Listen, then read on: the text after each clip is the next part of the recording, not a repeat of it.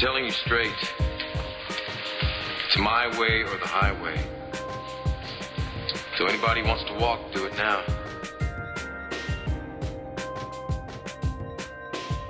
Call me Snake.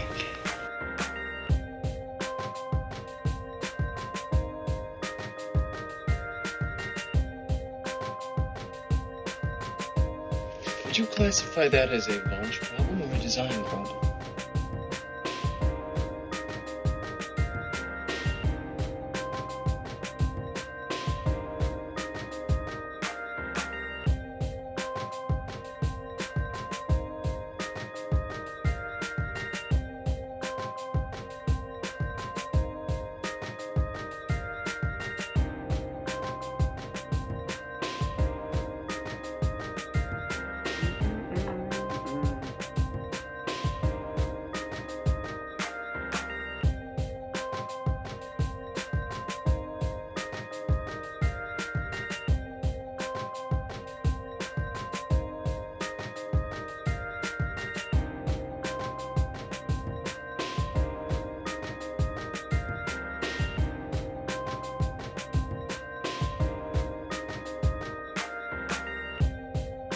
Tease you real nice. If I didn't have puke breath, I'd kiss you.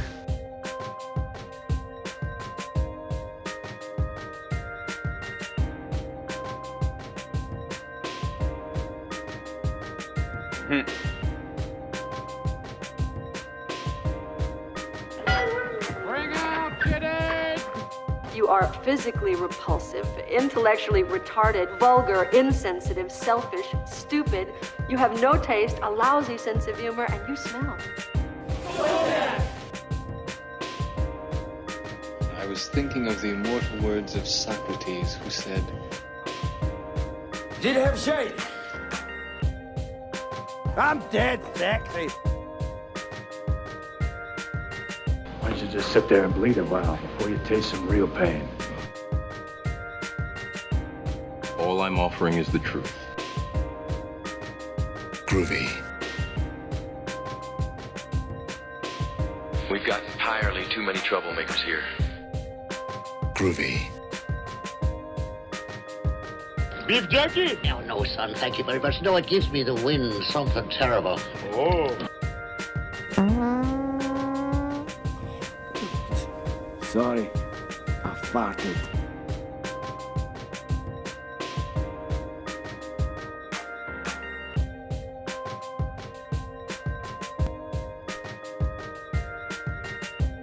A lot of very bad things are happening in Nicaragua.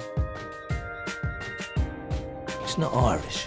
It's not English. How are you? Fair, what is my kindest with the horse, you know? It's just, well, it's just piking.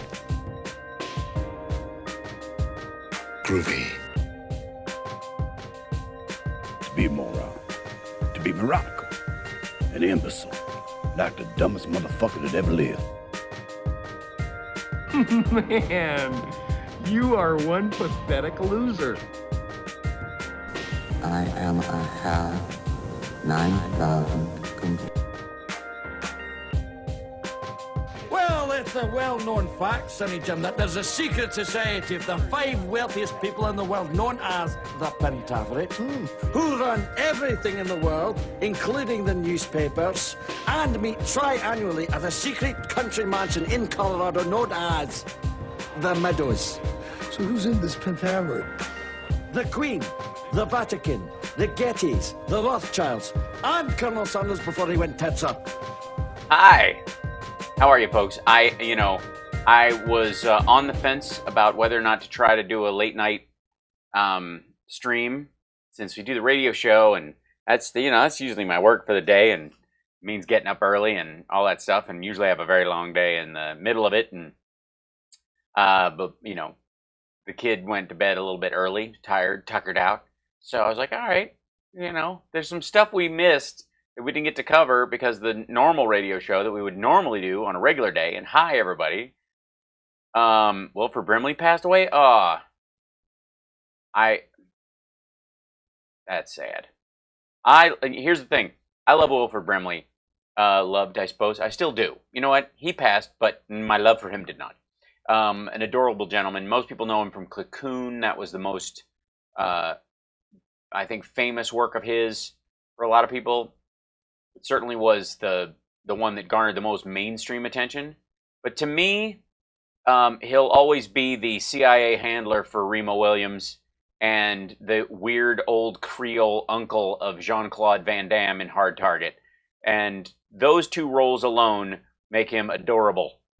Hi, Richard. I'm glad I can catch you at this time of the night. Metro City Movies tonight. Good timing. 10 minutes each. Oh, you just get through the first 10 minutes of a movie, and this is semi-political. I mean, at this point, Trump isn't political so much as sort of a cartoon caricature of a human being that we just kind of mock incessantly. Because the funny thing about this, but for the people who are sort of paid to make this political by still supporting him as a politician, the rest of us have just moved on. I think I got to tell you guys. So I got some people in my life that support Trump. More of them are just afraid of immigrants so much that they just act like idiots, and they think that he's their only saving grace or something. There's some sort of deep-seated screwy thing going on with them that always strikes me as funny. But one of the hardest ones of them, one of the ones that was most sort of soundly, pro-Trump early on, has completely checked out on it. They're on Trump. He is no longer a supporter. He's just kind of letting it, he's like, yeah, he's an idiot. I know, he's stupid, and I'm like, whoa, this is from 6 months ago. This is a huge turn, much less 2 years ago, much less the last election. There is no way this person is voting for him this time around. Not happening. And I have to say, I was shocked at the language he was using to describe said person. Had a couple of chats this afternoon with people I was, checking in with. And where I am, there's a Trump supporter, so is going over here. You at home, it's 100% fine to listen to you. Just where I see, gotcha. Well, be careful. I am on a Saturday night. I'm just hanging out. It's a little late night stream. We have some people overseas, thanks to the cesspool that is known as Facebook. By the way, I think both Patreon were down part of the day and a couple other things, and I'm just going to blame Facebook. Facebook, you are now responsible for everything bad on the internet. You are the AOL CD-ROM in the mail of internet currently. That you're not sure you want, but it still doesn't work. That's Facebook right now. But I love you, and if you actually like the show or whatever, and you're a human being and not a bot, hop on over to infotainmentwars.com and subscribe at the YouTube channel. That would be really helpful. That would be really great if you did that. I'm going to take it easy on the hard part so that, okay, cheers, Moto, enjoy. Yeah, morning was off to a rocky start. There was a lot of, and if you'll notice, everything's smooth right now. I don't know what the tie-in is in this situation. It's so very odd. Missing SNL, it sounds dizzy, but it's, yeah, no. I mean, I understand that. So this is a much more kind of, we'll just, we'll ease into this and have a good time. Now, there are a couple of things that I just don't think will last until Monday. I mean, they're funny and weird. See, Trump was at the dock again. I'm going to address that. I don't know for sure that we know he went to Walter Reed. If so, I'm concerned about the health of his body double on the golf course. That said, there's 100 reasons why an old man would have a weird bruise on their hand. And I don't know if you guys have seen this, but I just saw it a little bit ago, and it's creepy. You're gonna discuss the sudden trip to Walter Reed again? Yeah. And I'm curious if you guys know if there's any footage of him going to Walter Reed. I've just seen, oh, thanks, Robert. Welcome for the evening. I just feel like we're hanging out. And so any help is great tonight. That's super great. But if not, just hang out, and it's a Saturday, and love you guys. Glitch only happens when Johnny Million is on. I love the guy, but I think he's trying to take over. Margaret, you might be onto something in that it might just be that we Skype him in. I'm going to have to try an alternative to get him in on the show. Yeah, Richard, the IV line, that is a strong possibility. And the idea is he getting a blood draw, or have they got him on convalescent plasma to make sure, plasma, ew, to make sure that, well, thanks. Thank you, Shalonda. That's awesome. Throw me a frickin' bone here. And I lean more towards the convalescent plasma thing, because, I mean, there is no way you don't give the, yes, plasma, ew. There's no way Trump doesn't get convalescent plasma. That's my guess. More so than a blood draw. Now, some people are saying, you know, it's a bruise that's caused by some, you know, either an IV, a blood draw, or them giving him meds or something like that. I don't know that that's the case. I do know that it is absolutely logical that the President of the United States would be getting convalescent plasma to protect him from infection.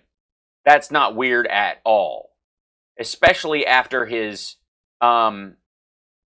if he gets Gomert plasma, will he get even dumber? Well, Gomert's plasma is tainted right now. It won't be any good for a week.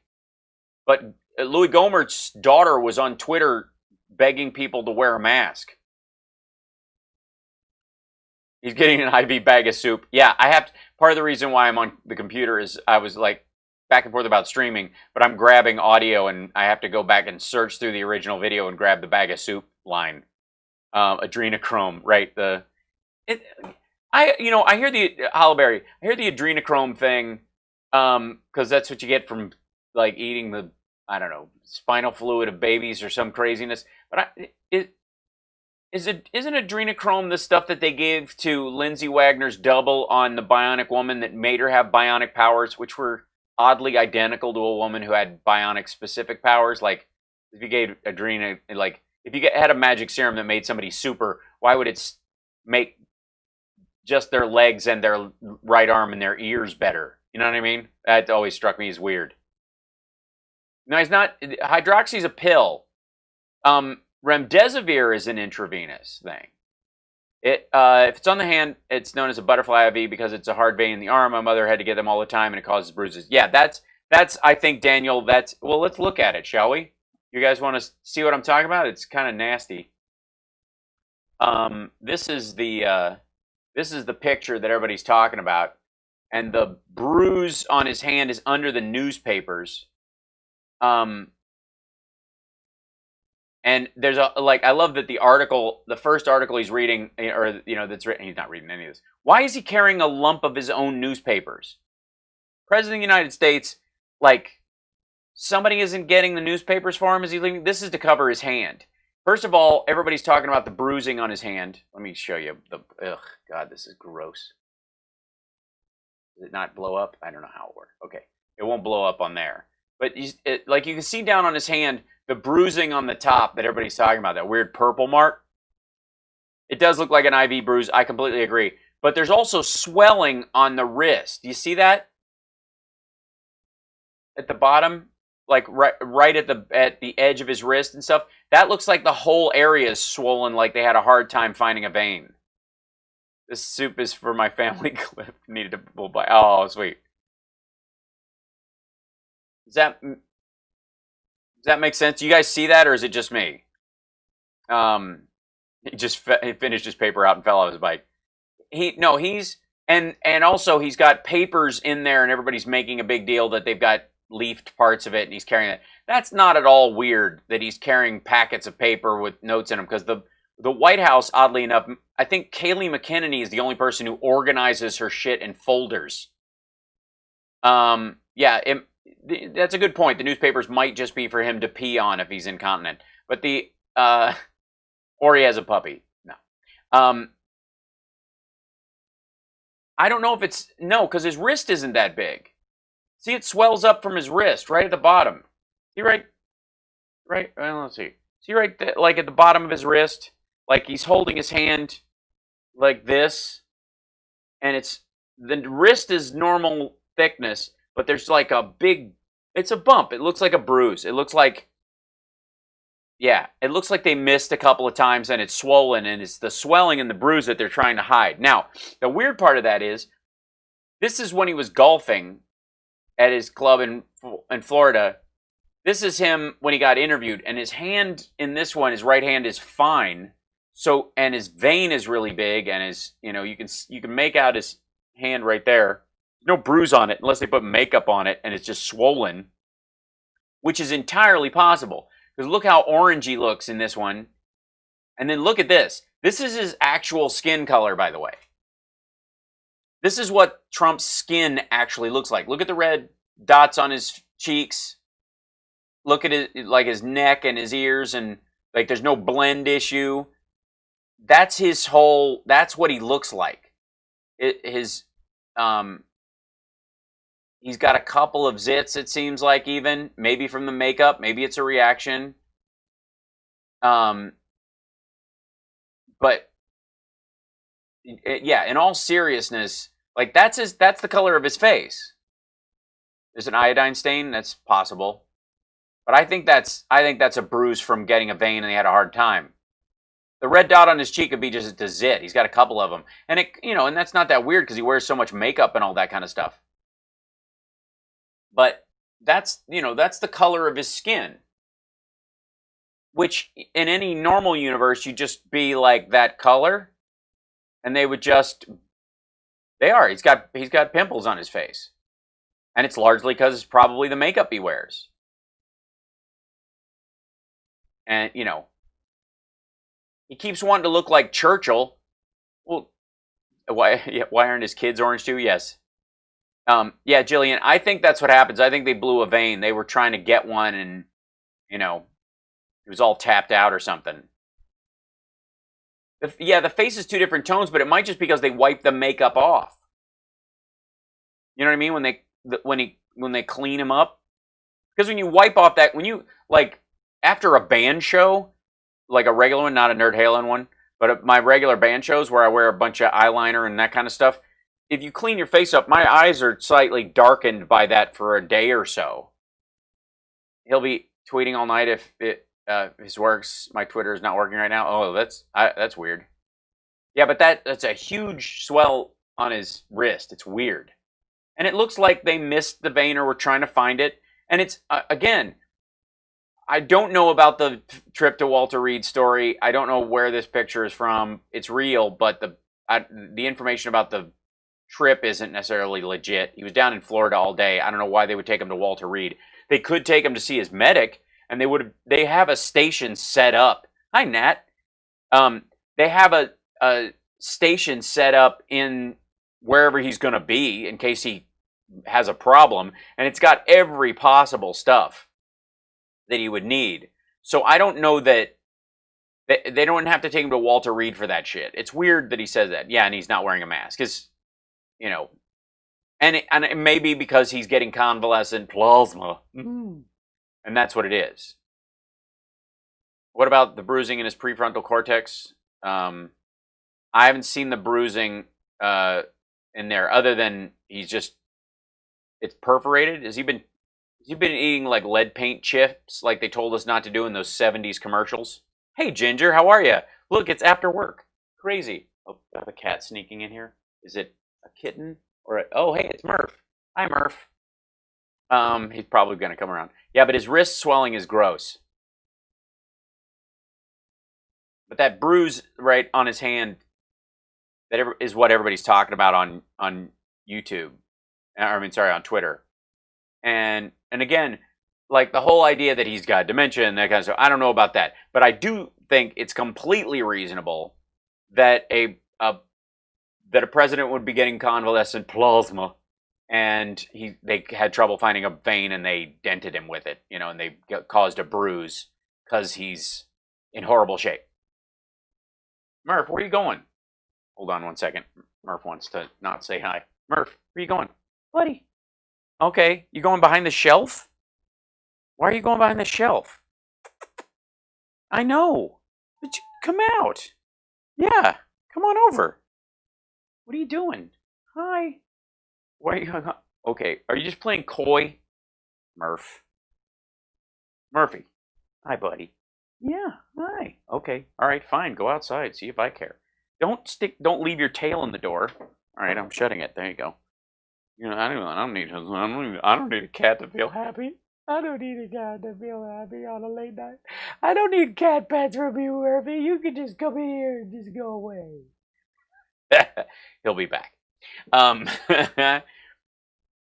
the Barbara Walters clip is awesome. I'll see if I can grab it for an upcoming video. That'd be great. I should do a special, since we do these every day, on a day when you know what? That's a great idea. Thanks for thinking of it for me. I'm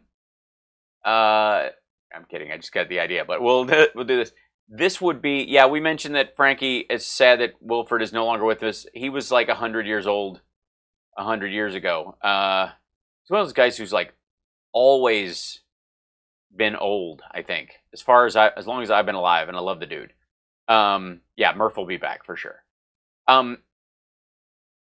But yeah, I'm gonna gather a bunch of those kind of Barbara Walters clips and the thing and do a special called "We Were Warned," and just play all the stuff from a long time ago where they're, where they were like, oh yeah, this guy was a complete asshole. How did we not spot it? He was 85. Oh my God. He just must have looked 100 forever.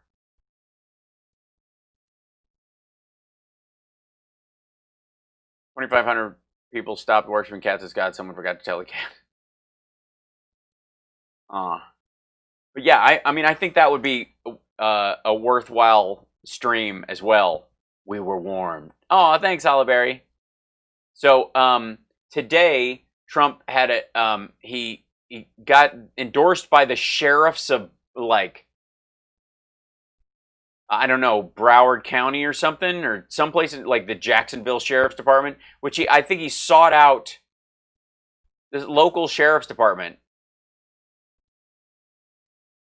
or the sheriff's groups of Florida or something. I don't know. Anyways, we'll find out who they are.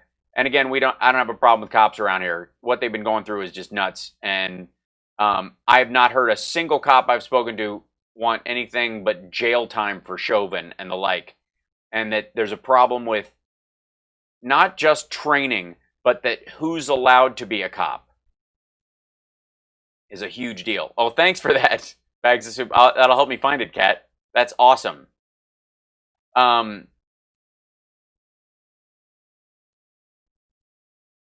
Yeah. Yeah, cat, like, so my cat's name is Sheriff. He's flipping out hearing his name. How you strike me as more of a dog person? I do. I do not have I'm open-minded in the world of pets. I got to be completely honest. I like cats and dogs. I like lap animals if I'm going to have a pet. Know what I mean? Like it matters to me that they, like, they got to be friendly animals. Otherwise, it's not a pet. It's like an appliance that I have to keep maintaining that doesn't work. Yeah, he was 50 in Cocoon. He was my age in Cocoon.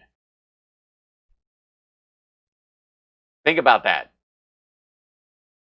My brother's a cop. It scares me right now. Yeah, I mean, my heart goes out to all the cops in the country who are dealing with this kind of stuff. And it would behoove the Democrats to make sure that they are mitigating and having a conversation and not being afraid to stand up for the solid ones and making sure that's said. And Biden's doing a pretty good job of it, but I think the rest of them could do it as well. Yeah, I'm 50. I'll be 51 in September. He was old in a thing, and that was 1980. Yeah. And the world domination cat thing, where like they in Dr. No, I think it was, and in like Dr. Evil, the mixed Mr. Bigglesworth. Dr. Evil. I think those were the first like anxiety pets I ever saw. Like being a villain is very stressful, and so they needed a cat to pet all the time. Al's still my biggest crush. Oh, thanks. Mr. President, can we start? So, oh, that's the interview. So let's do this. This is him. This is his speech in Florida. There's like 65 people here. They set up for about 400, and there's about 65 people. Some of you, I'm sure, online have seen the pictures of the actual thing when they back out.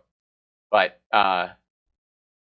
this is him first just down there announcing that these sheriffs have endorsed him somehow. Back. Hold on. I'll back it up. Very proud sheriffs and great law enforcement people, and it's beautiful. This weather is so beautiful. The heat, I love the heat. It kills the virus, the invisible enemy, the China flu. I don't know if you've heard this, the Kung flu, but I saw this thing about how the heat kills it. I'm thrilled to be back in my home state, Florida.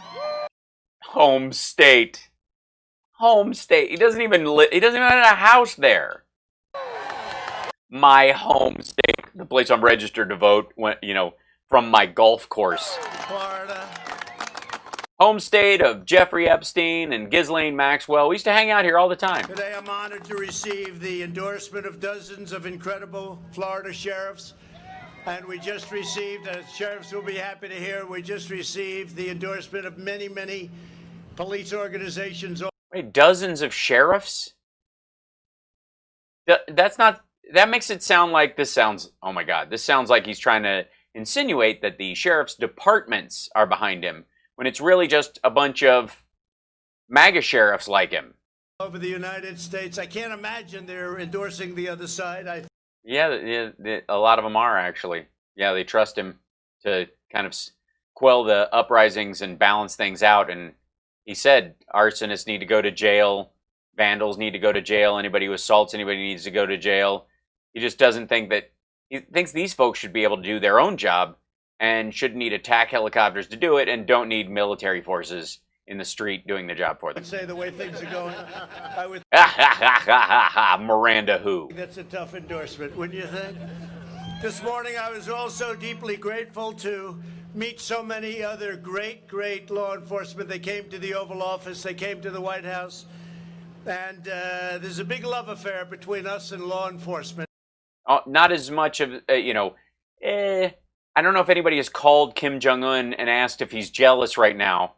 Because, I mean, you fall in love, you get your hair cut that way because you know he likes it, and then he doesn't call. He's been blowing you off because he can't tell the difference between you and a Chinese person, and he's getting weirded out, and now he's in love with a couple of sheriffs from Broward County, and he's relocated down there and registered to vote. I just think it's getting serious, and I don't know that... I just think Pence is going to be upset. And it's especially great in Florida, in the state of Florida, and I appreciate it. I know... What are you reminding yourself where you are? I know the gentlemen behind me, and they have been doing a fantastic job. As long as I'm president, I will never defund your police, that I promise you. Woo! Neither is Biden. We may increase your police, but we're not defunding. Instead, we'll defend our police. We'll give our law enforcement heroes the resources, equipment, and support. Yeah, you don't do that as president. I mean, you offer guidance on it, but if Broward County decides to, that's it. And respect that pic was the worst Photoshop ever. Which one? The one of him with his busted hand? That one? That's not bad Photoshop. If that's Photoshop, it's pretty solid. But well, jury's out. But I will tell you, that's his skin color. So richly deserve. We're delighted to be joined today by a very good friend of mine, a man who is a great governor and is a great senator, Rick Scott, wherever Rick is. Rick, thank you. Alex Azar, the man that's really heading our COVID, they're starting to give us very good marks. Do you notice? Very good marks. Is there a prison wall where you're just counting to 5, We're or getting very high marks on you mean like the weird purple one on your hand? this China virus. Should have never come here. Should have never come here. They should have never allowed it to happen. Why'd you let it out of Washington State? Where is Rick and where is Alex? Where are they all? And where's the invisible enemy? And why are these people Someplace leaving? here. There they are. Hi, fellas. Thank you. And good job, Alex. And proud sheriffs, police. He's not in charge. Alex Azar, and he was supposed to head up the task force. He was in January until March, and then they displaced him and put Pence in charge because of how shitty things were going already. Chiefs, all from across this incredible state, we appreciate you being here. Later today, Governor We appreciate you being here in your state. DeSantis, Senator Scott, and I will participate in a briefing on Florida's battle against the China virus.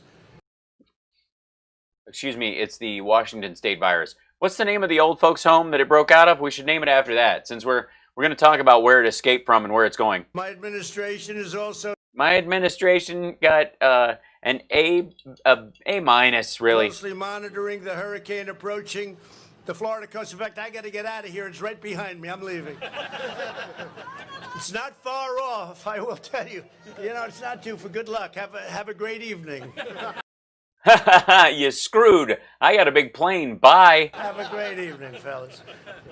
But we'll Have fun boarding up your windows. What the hell? do whatever's This is my home state. See ya. necessary to help Florida. Thanks, Hallaberry. This storm, I guess it's going to be a pretty rough storm, but I know one thing. After having done this for 3.5 years.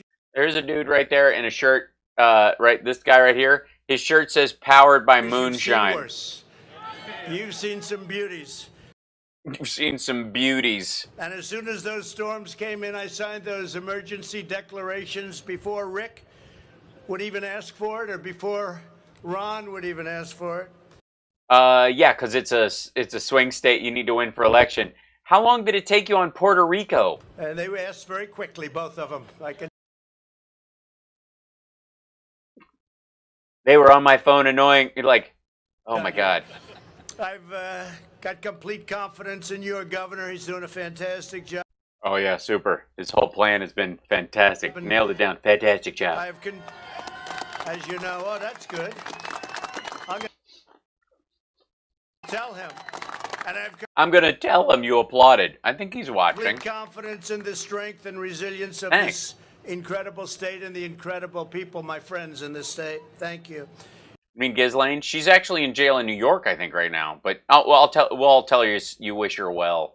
In recent months, our nation has witnessed an appalling assault on America's law enforcement and law enforcement officers, incredible people, and it's been very unfair, and they're not given the backup that they have to get from elected officials.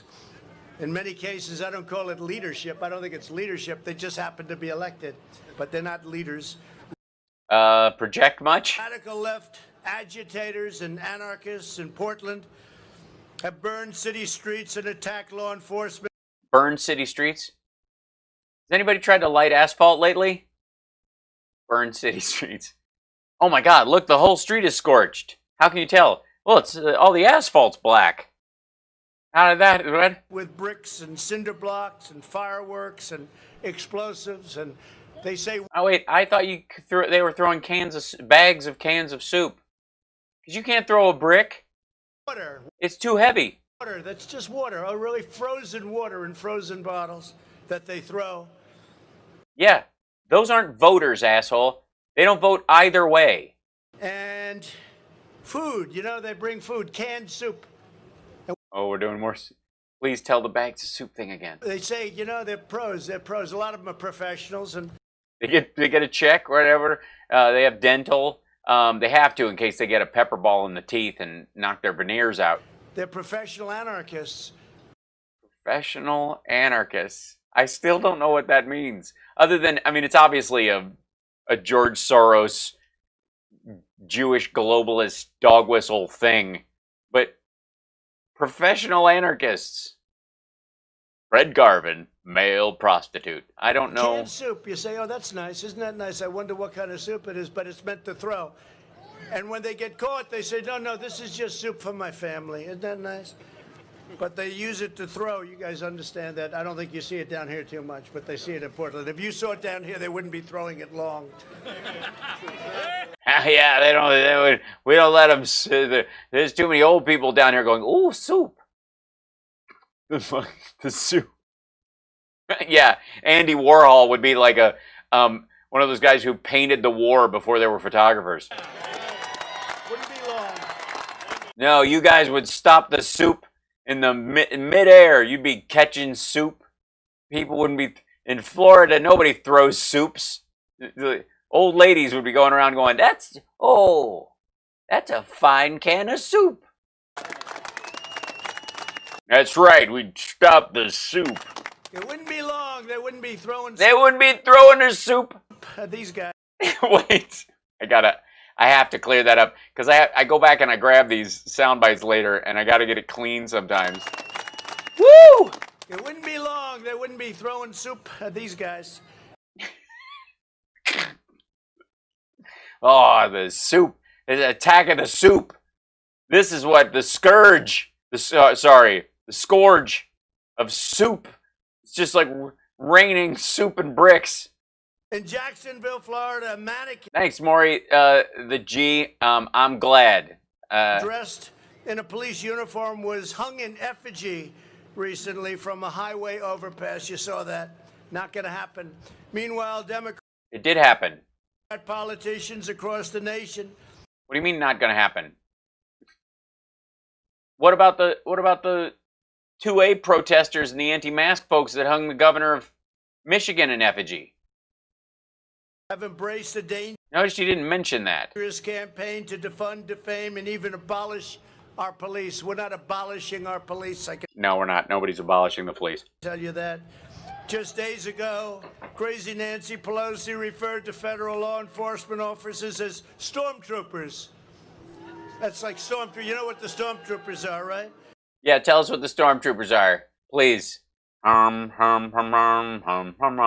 Like, this is one of those moments where he's like, stormtroopers, terrible, it's terrible. And then his campaign dudes put out a video of him as Darth Vader and think it looks cool. Who, quote, must be stopped. They must be stopped. Your police, she's saying, must be stopped. The people... Those aren't police. She's not talking about the police as stormtroopers. She's talking about the federal guys without any markings. That's not local, that's not cops. That's not those guys. That's the guys that would make their job harder. That are anarchists and the people that are terrorists and all of these, but they don't have to be stopped, but she wants our police officers to be stopped. Those aren't police officers she's talking about. Not happening. Even worse, Joe Biden has viciously slandered our police, if he actually knew what he was talking about, which I don't think. You don't take it personally because he has no idea what he's talking about. Just reads whatever they put. They put it there and reads it. Says the guy reading with his finger right now. Sometimes he reads it and sometimes he doesn't. And really, that's what they say about you. His speechwriter. Did your speechwriters put that in? You know what I mean? We give it to him. Sometimes he reads it and sometimes he goes off on soup. I don't know what the shit's going on.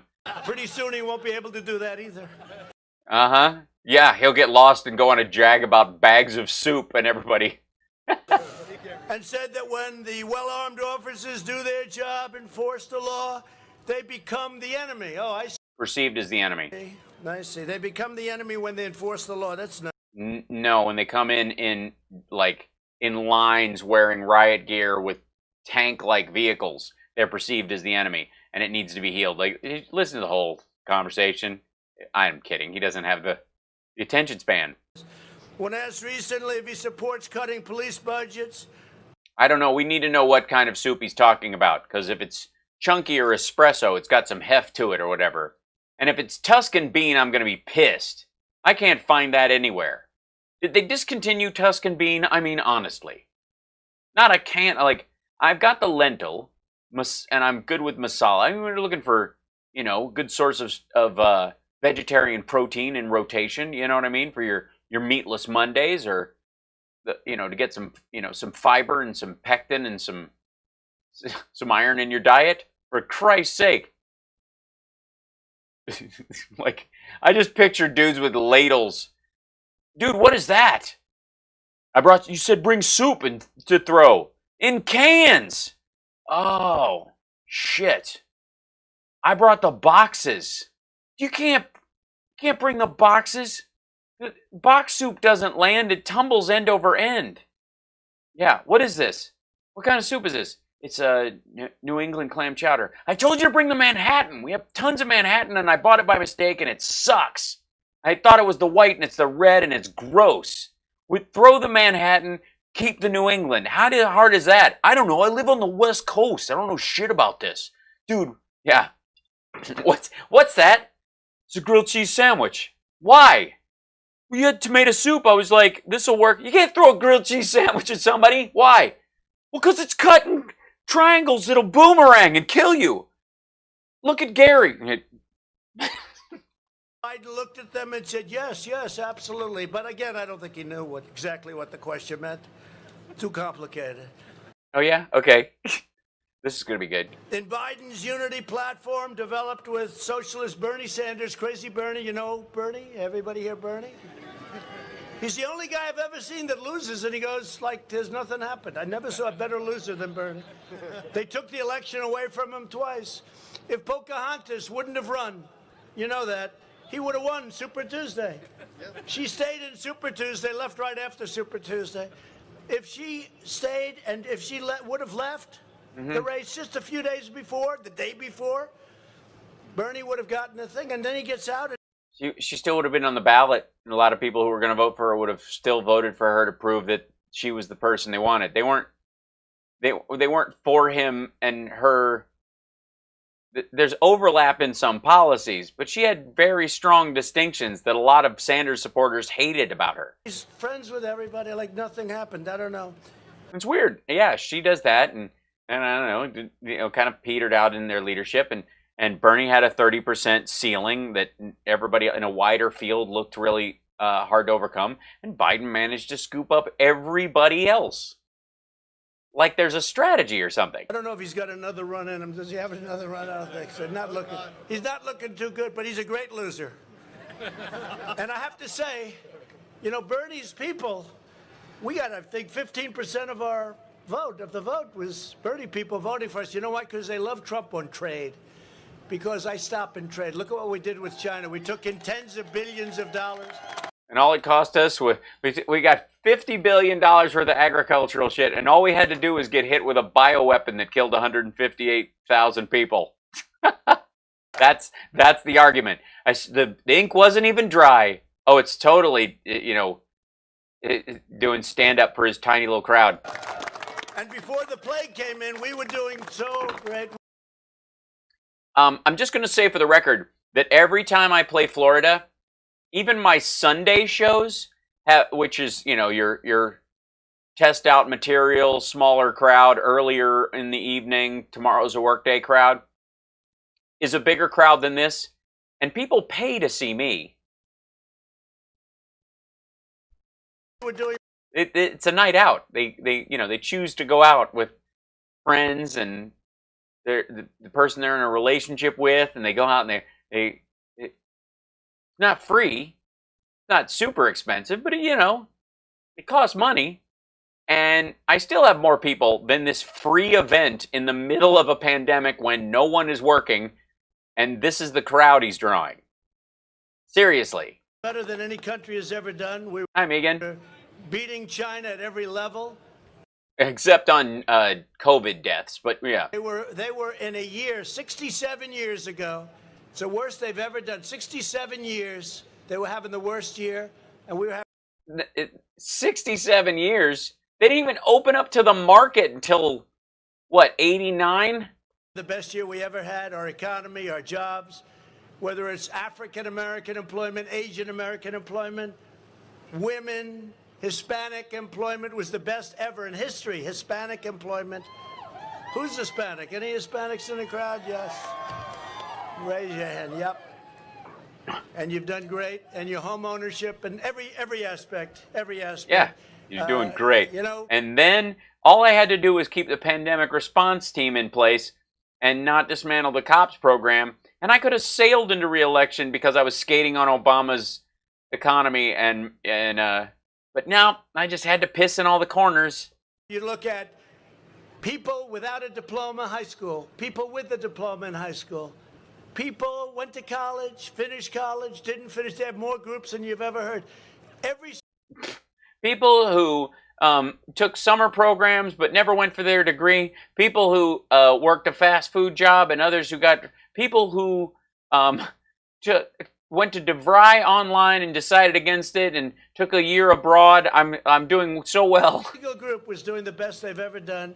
The stock market was the highest it ever was, although I must tell you it's getting very close right now. NASDAQ actually is higher. You do realize that the stock market has been the highest it has ever been since it passed the 12,000 mark under Obama. It also hit other highs during Bush before the crash. It hit a bunch of highs. The highest it's ever been on a... This is like climbing a mountain going, I'm at the highest I've ever been. I'm at the highest I've ever been. I'm at the highest I've ever been. As the market expands, this is how this stuff grows. Oh, thanks, it's actually Joe. Higher. And we had the best job numbers just recently, but we had the best of... Yeah, we're so good. This is so much better than we had 6 months ago. I wish we'd had a pandemic before Christmas. Everything. The good news, we rebuilt our military, $2.5 trillion. $2.5 trillion. Think of that. We totally... Yeah, and how much of it are we selling material-wise to Saudi Arabia? Rebuilt our military. When I took it over, it was depleted. We had jets, fighter jets that were 52 years old. I wouldn't want to be in a fighter jet. I don't care who the enemy is. It's 52 years old. It's got to be better, right? Those are trainers. But we have now all brand new fighter jets, lots of F-35. The design was 52 years old. The actual plane has been updated and recreated. And are you talking about the F line? It's a super jet.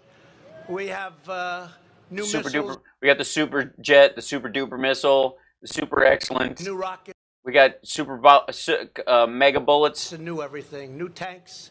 We have a brand new military. Most of the equipment's delivered. A lot of it's actually coming, but it's coming very soon. All built in the USA, made in the USA. It's very important. F-35 is built in 7 different countries. So we have people like Bernie want to reimagine public safety. They want to reimagine it. That's what they talk about. We're going to reimagine. We'll reimagine them. I don't know. No, yeah. Explain what you think he means.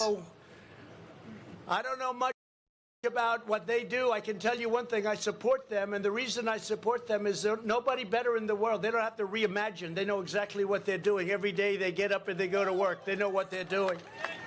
Yeah, they also know they don't want to be answering mental health calls and people who are going to commit suicide by cop when there are real criminals to catch. You know, nationwide, our crime rate, this is hard. Yeah, Trump reimagines these people as the garbage men of the country. Just take out the trash. That's what they're there for. Not to protect and serve, not to deal with real threats, just garbage men. If there's a low-end person that's just kind of hassling you too much, you know, cap them or jail them.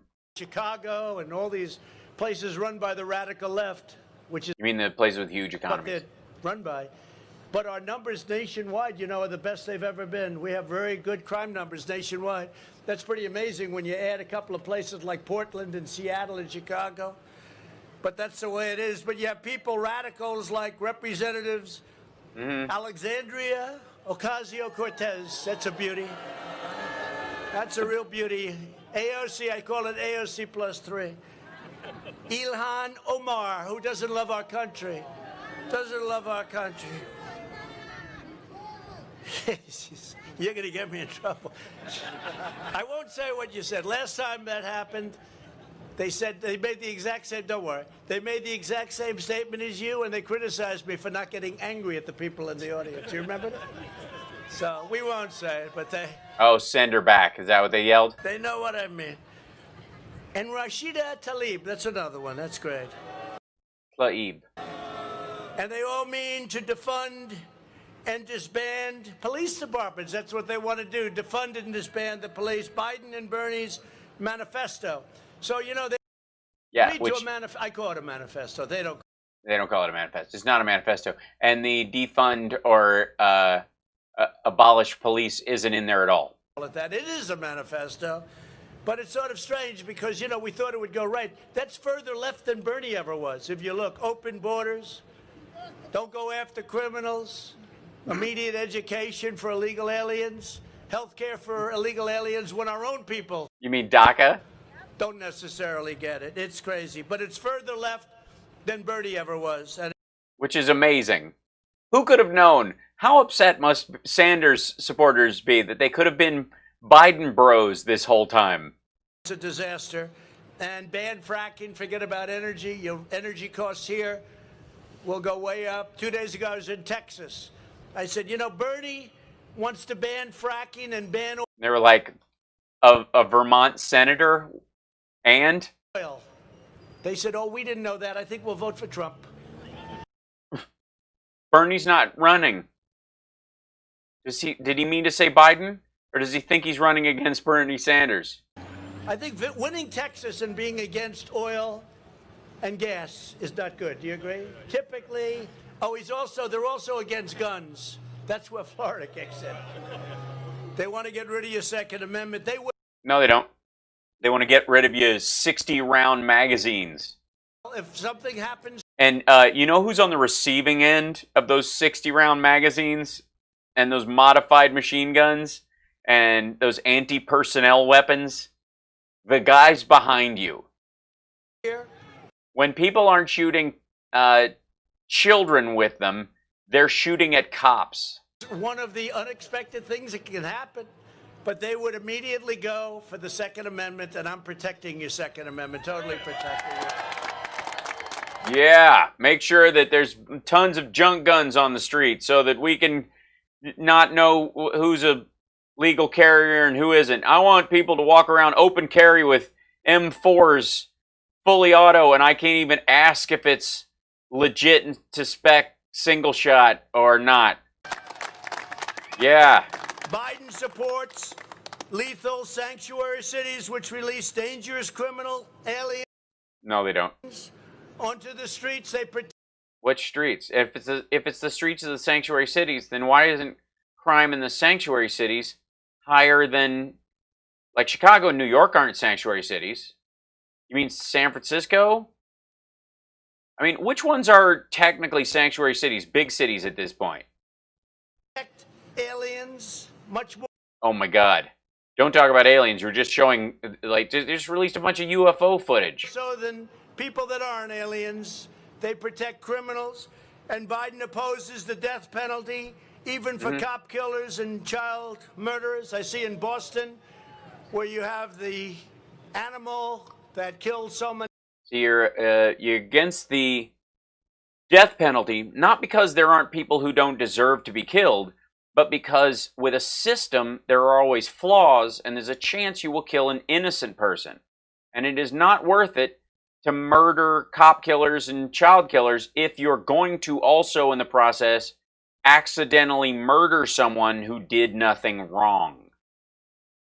That's reason number one why why not to support the death penalty in general. The second one is because in the case of a lot of these assholes, you find out they've committed other crimes in the past and they've got bodies buried or evidence somewhere, or they were part of a crime with somebody else, because a lot of these assholes team up. You can't ask them anymore. They're dead. You got nothing.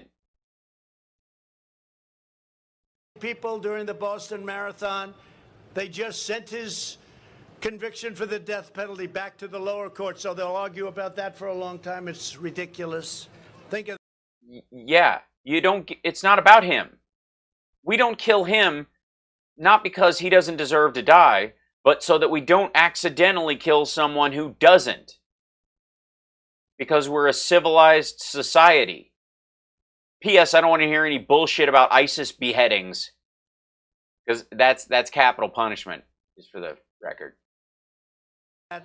It's ridiculous. Under the last administration, funding for local police was cut by hundreds of millions of dollars, and now they're talking about a much larger cut. Nationwide, if you lay it out. Again, Portland cut their police budget by $15 million. Holy shit. They lost $15 million of their $244 million budget, and it's going to go to mental health services so that those cops who aren't going to lose their job don't have to go on calls that don't need a police officer. So they don't show up with a gun for a situation where that will make it worse. It's better for the cops. This is how these naked dude with a butcher knife moments happen when you go to somebody's house and somebody calls and says, my son's freaking out and I think he might hurt himself, and they send cops instead of mental health professionals. The cops end up having to shoot the guy to save their own life or the life of the mother or whatever. You send mental health professionals with police backup if they need it. 80% of the state and local. I am not in favor of defunding the police. I am in favor of demilitarizing the police. Enforcement surveyed reported a drop in federal funding, and MS-13. Because I got news for you. The neighborhoods that are crime-free aren't going to defund their police. They aren't going to do it. They view it as a function. They don't need them as much. They don't have an ongoing crime problem already. So it's really maintenance at this point. They don't spend a ton of their city or their town's GDP on police. The areas that will get defunded and fewer cops are the places with the most crime. And the people are usually acted upon by criminals in their own neighborhood or community. Was allowed to go wild in our cities during the last administration. We've really? Not like now? Taken thousands and thousands of MS-13 the hell out of our country, and we brought them back. And now with the wall, we brought them back. 267 miles. We built. Well, 260. I think 7 of them got blown down a couple weeks ago. 67 miles. They don't talk about. You never hear about the wall anymore. Right, because you're being sued about diverting funds from the Pentagon, and it was never in the budget. They won. Used to be the biggest subject. Now I want the fake news media to talk about the wall. They don't want to talk about it. But it's had a great impact on the border. Mexico's had a great impact. They've been really nice to us. They have 27,000 soldiers on our keeping Americans with COVID out of the country. Southern border, protecting us from people coming in from lots of places. Some places that aren't working. What places are those? Out so good, but from Mexico, coming illegally into our. A lot of very bad things are happening in Nicaragua. Country, and Honduras, Guatemala, El Salvador. So we have the strongest border we've ever had, and as the wall gets up, nothing gets through that wall. That wall was built to last and last a long time. Hold on one second. Trump's wall blows down. That should be an easy search. Yeah, strong winds. Well, there you go. It's about a minute or so of that stuff. Let's.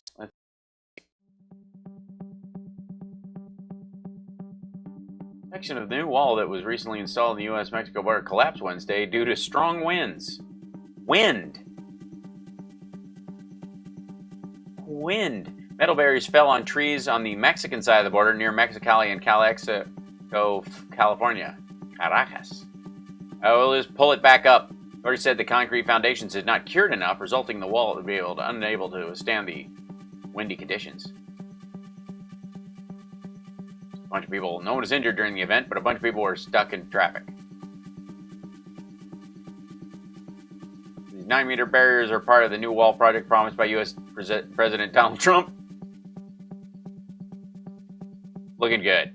Public funding of the wall, estimated $2.5 billion, was approved by the U.S. Supreme Court last July, which came from the military budget, and then they said no just recently again. So there you go. What is that? All right. So yeah, good times. I thought I could find of it falling over. It's a fence. Yeah, it's a fence. Just for the record. When we were building the wall, I went to Border Patrol. Border Patrol, ICE, these are incredible people. And I went to them and I said, what kind of wall do you want? Do you want a nice solid concrete wall that I can throw up real quick? They said, no, sir, we need to have some see-through ability, right? And they want see-through, and ideally we want steel, sir, but we also want concrete. So we'd like steel on the outside, concrete on the inside, and then, sir, if you could put heavy strength rebar.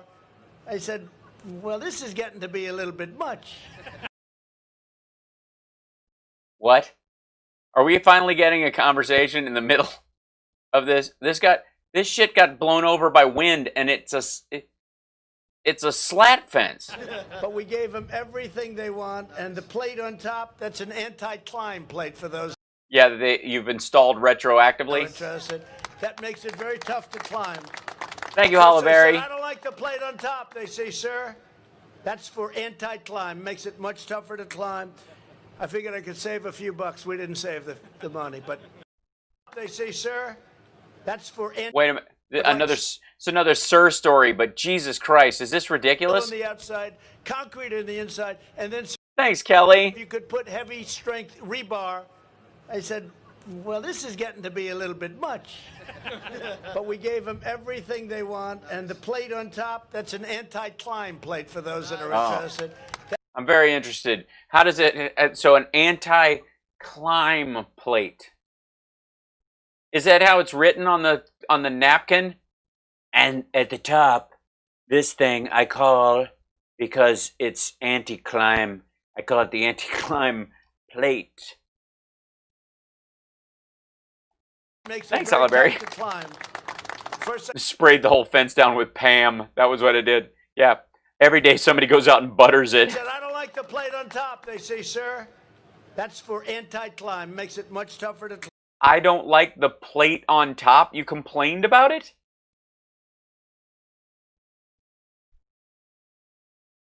Why would you even say that? It's super weird, isn't it? Yeah, they tunnel right under it. I figured I could save a few bucks. We didn't save the money, but...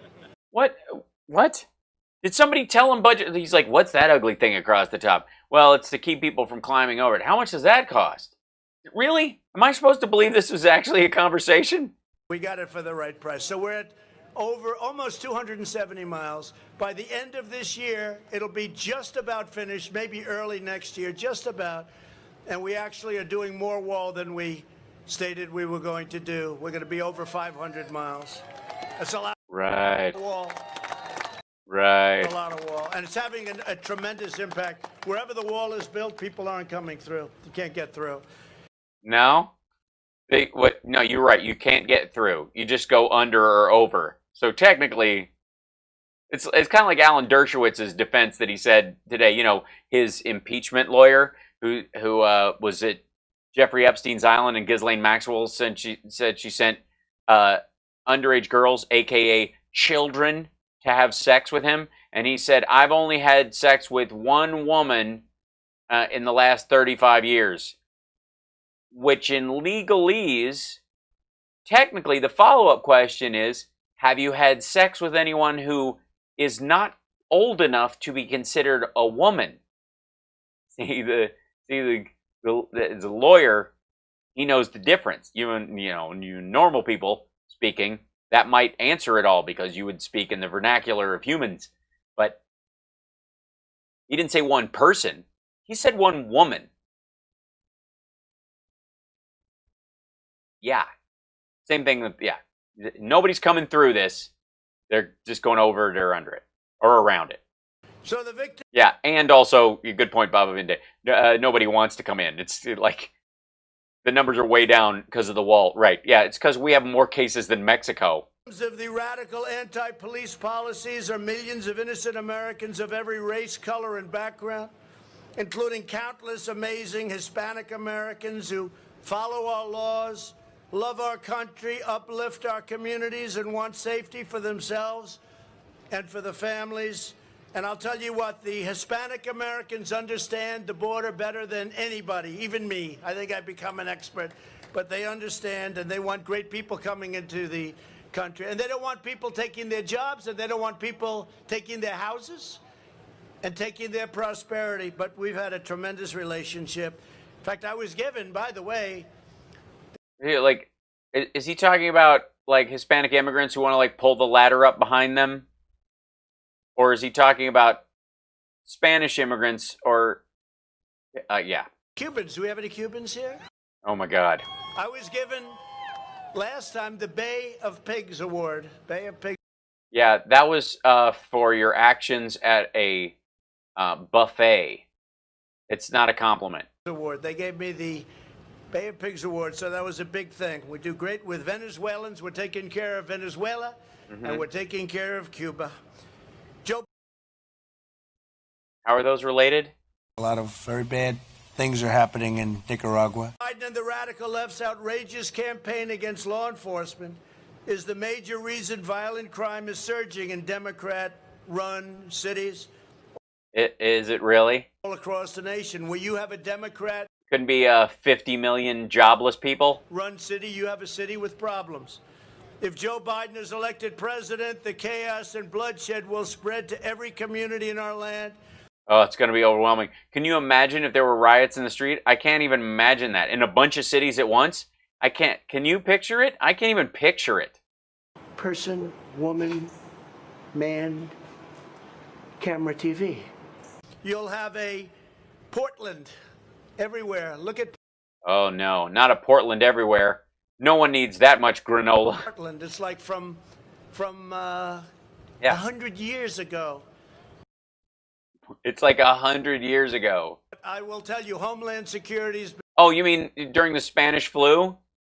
Yeah, yeah, kind of like a runaway illness. Except back then, I mean, they didn't have, you know, Merck and Glasgow Wellcome, and they didn't have a CDC and a functioning NIH on the level that we had today. They didn't have electron microscopes. They didn't have, you know, you couldn't buy a hand sanitizer at any store. You know.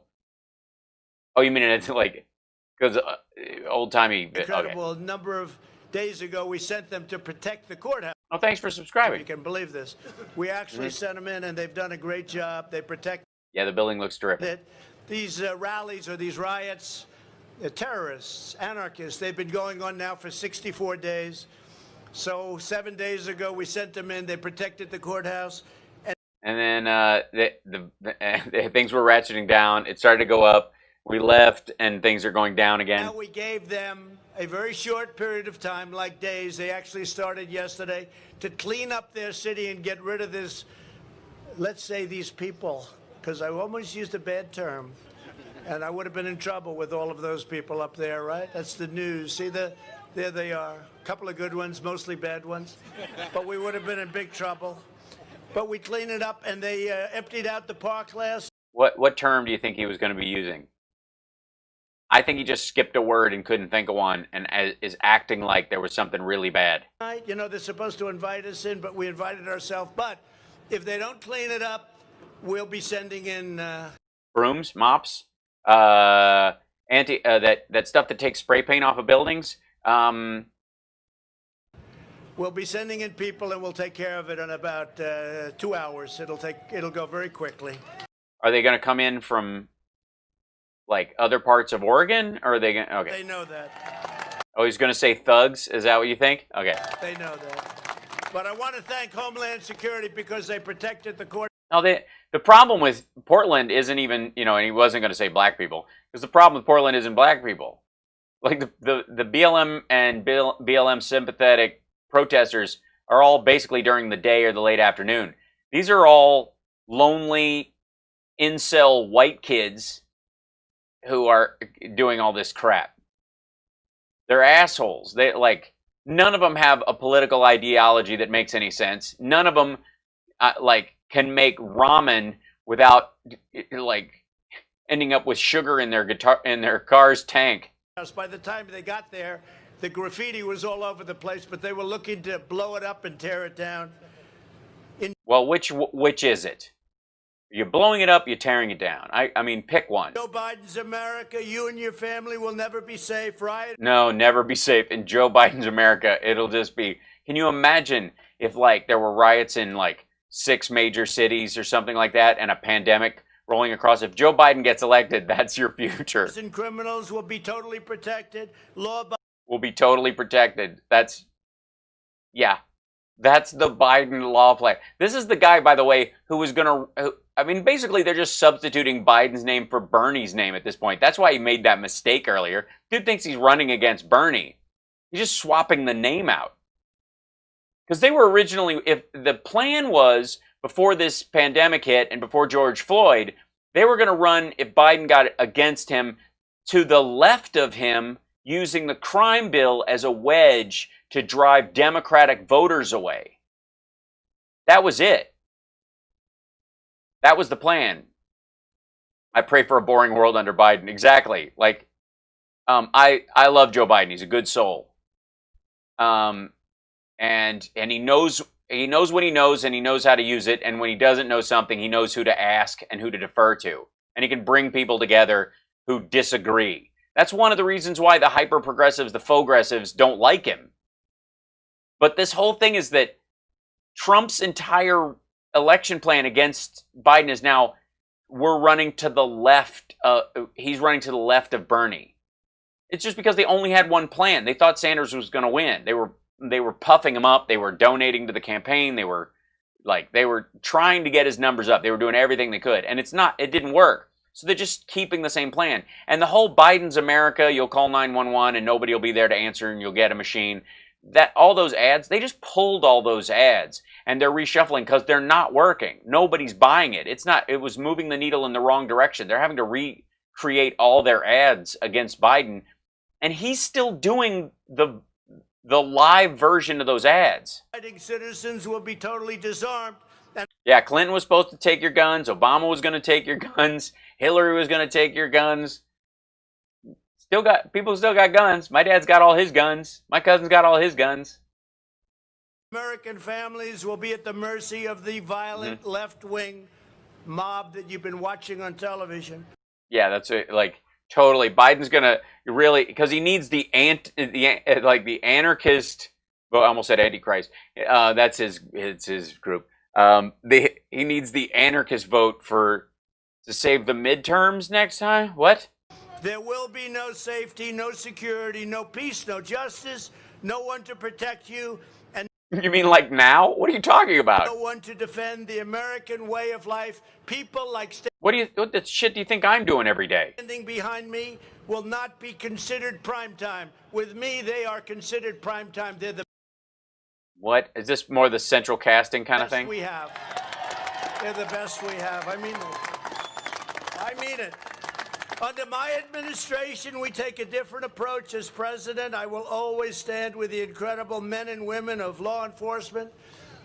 Yeah, by getting rid of the bad cops and making sure that they get out, and cops that are good cops that have bad cops in their precincts have a way of getting those folks out so they don't endanger their lives by having the community turn against them. By the way, that means your unbelievable first responders, your unbelievable firemen and women, your unbelievable groups of people that... Yeah, the left is very anti-firemen.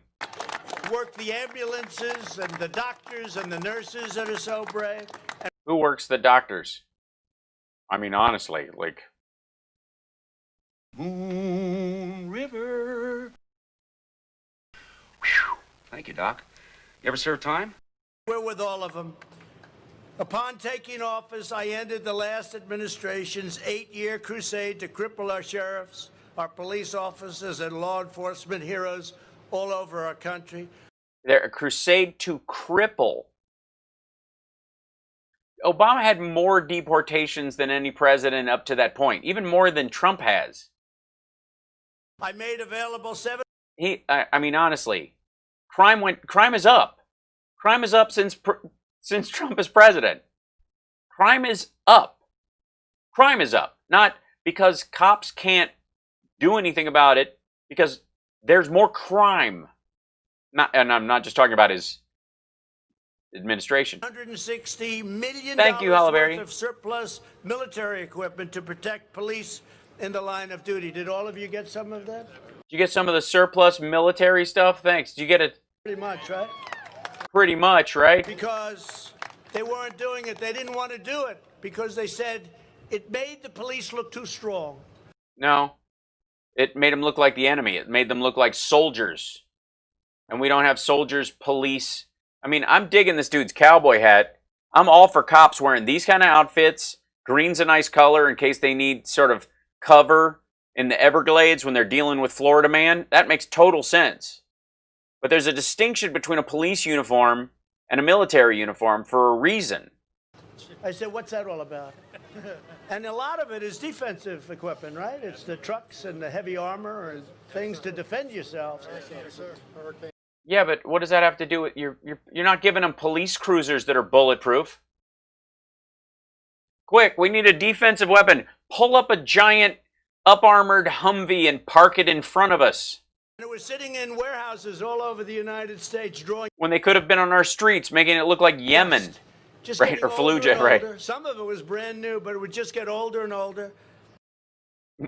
Unlike you. And one of the first things I did was distribute it throughout the land, throughout the United States. Throughout the land. Distribute it and get it to our police departments. And we had a lot of equipment distributed, close to $1 billion worth of equipment. That they have to maintain, that's expensive, that doesn't necessarily do the job, is inappropriate for most interactions, doesn't help them. You didn't give them a bunch of new police cruisers. He didn't take, for the record, he didn't take like FBI and federal law enforcement vehicles and upgrade those and give the older ones that are still in great shape to local police departments all across the country so they have faster, stronger cars to chase down suspects and that kind of stuff. He didn't do that. He just wanted another place to park shit. We're sending hundreds of federal law enforcement officers into places like Chicago and other cities to help them. Yeah, all those guys, basically because you're saying the people behind you can't handle it. And if they don't get their act straightened out in Chicago, over the last few weeks, you had hundreds of people shot and far too many people. I won't even give you the number. It's a disgrace. Far too. Give the number. Give the number. And then people will go, oh, yeah, it's terrible, but it's pretty similar to about 2 years ago. And it's been going up your entire presidency. Many people killed, including young children, who were supposedly by accident, probably were by accident stray bullets. And they'll either get their act straightened out, cleaned up, or we're going to clean it up for them, and they know that. What a weird distinction.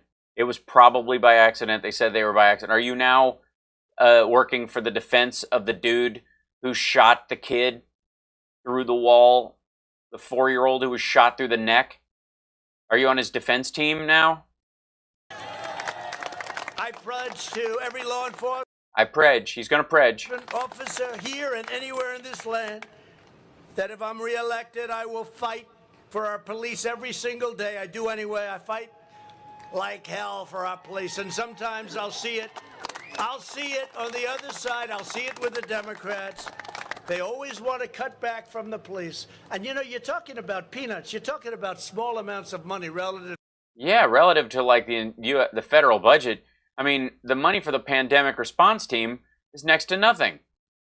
And it's not like, you may be spending $23 million a year on it, but, I mean, you're ultimately saving, I don't know, the whole economy. Kind of horror that can happen with death and with destruction and all of the things you look at. This is like the most ham-handed Law and Order, like pre-Dukakis moment you've ever seen. It's gonna the horror. He's becoming Marlon Brando in a cave in Vietnam. Horror. I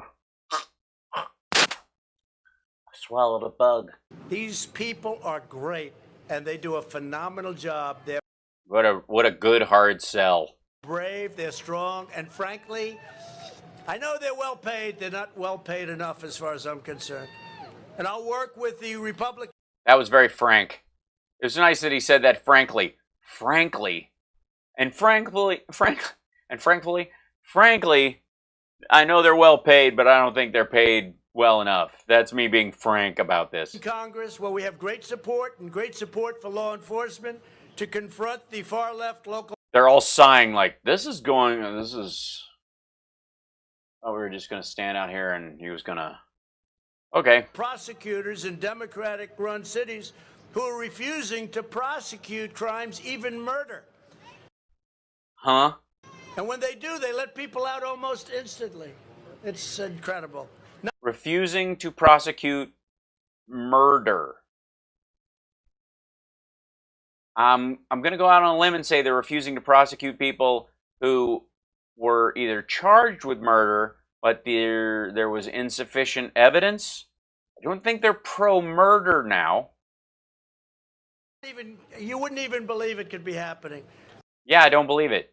I need you to explain your bullshit. They have murderers in Philadelphia. Take a look at your prosecutor, your chief prosecutor in Philadelphia, and what's happening. I'm a collector of duties. Yes, I am. In that city. Bane Bear. Where people that kill, people that murder, get out automatically and quickly, or don't even go to jail at all. Killers. Really? Who are these judges? And why is it what? How in the world? I feel like I listen to more Trump than most. Sorry, I want to make sure. Okay. We'll drive out the fanatical anti-police ideology of the. What is the anti-police ideology? What judges are you talking about? Murder. Get out automatically and quickly, or don't even go to jail at all. Killers. I'm gonna guess that they were either tried by a jury of their peers, or there was insufficient reason to hold them, or their rights had been violated, and therefore you couldn't tell if the evidence was legit or not. And we live in a country where we want to avoid the potential for an innocent person to go to jail for planted evidence and the like. And if cops don't do their job in those situations and don't cross the T's and dot the I's, killers can get out. But I don't think these judges are pro-murder all of a sudden. And why? And how is it that judges are letting murderers out and shrugging it off during your presidency? Hi, Can't Stop Lying. Good evening.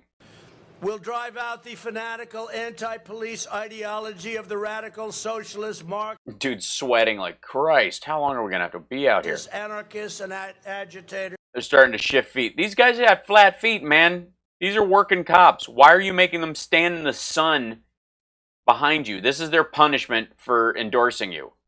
And I'll fight to ensure that criminals who murder our police officers immediately and quickly, with a fair trial, but quickly, receive the death penalty.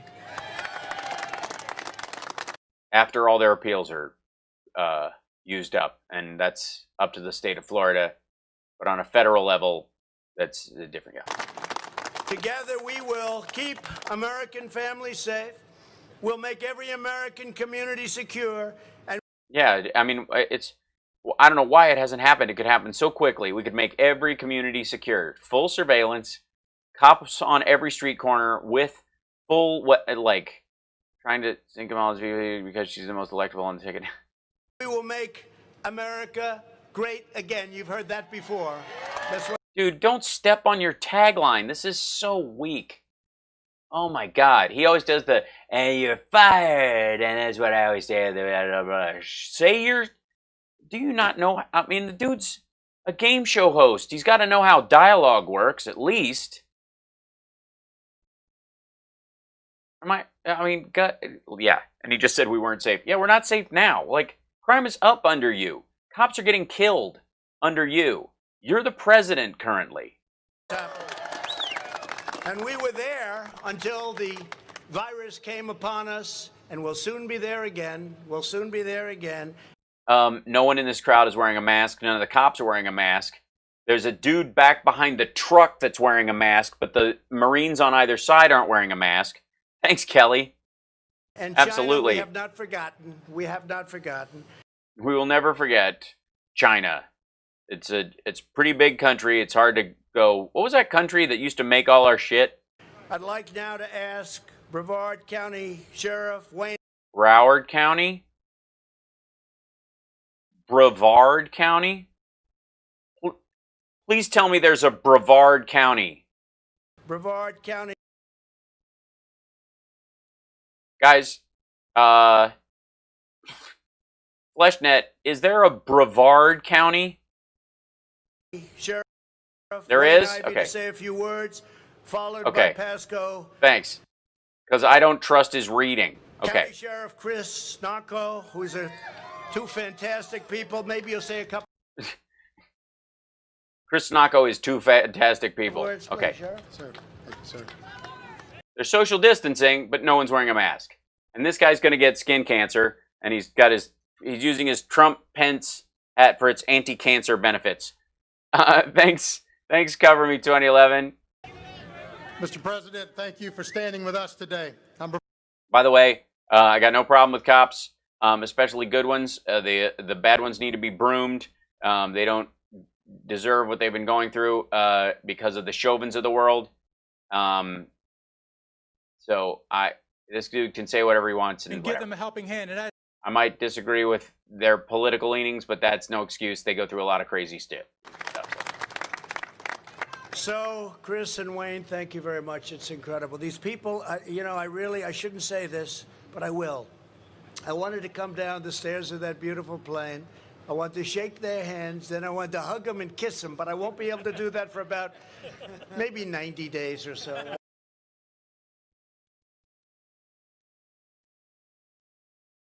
We'll be back. We'll be back. Does he have a cop fetish? I thought that was a Pence thing. But we want to thank you all. These are incredible. Why don't you? People behind me, law enforcement all over the country. They're working. Some are allowed to do their job. Many are not allowed to do their Yeah, how did the 90 days thing come up? Was this recorded in April? job anymore.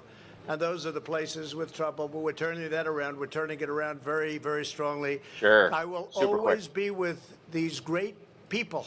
I will always be with them. I will never let them down. I will hug and kiss them, and I will always be with them. I will always be with the people of Florida. You're a special state. It's very important to me. Because I need to get reelected here, and I relocated here because legally I'm not going to be able to have a business in the state of New York because of all the crimes I've committed. And we're Which is really what's going on. They have to relocate the Trump org. going to go on. You're seeing Oh, right. The beautiful healthcare plan was supposed to come out today, right? Wasn't it supposed to be today? what's going on. Those polls are going up, up, up. We had an easy campaign, and then we got hit by the China virus, and China couldn't have been happier because they said, well, maybe we can get rid of that guy. That would be good. We don't want him as president. We like the other one very much. They would own this country. I tell you, if they dealt with Biden, they would own this country. Be very quick, too. It wouldn't take long. But it didn't happen that way with me. They've gone the opposite way. We were.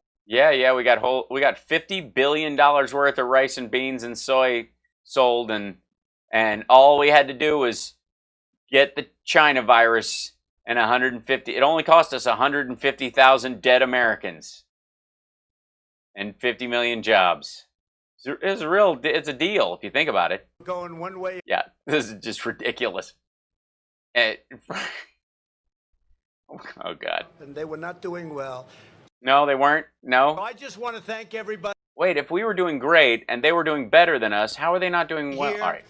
Be careful a little bit tonight. It's a pretty big storm. I don't know if it's going to be a hurricane or not. But I'll be gone by the time it hits, so kiss my ass. And it's not like you're Puerto Rico. I need this state. But it's a storm. If Puerto Rico had 2 senators, I'd give a shit. Significant.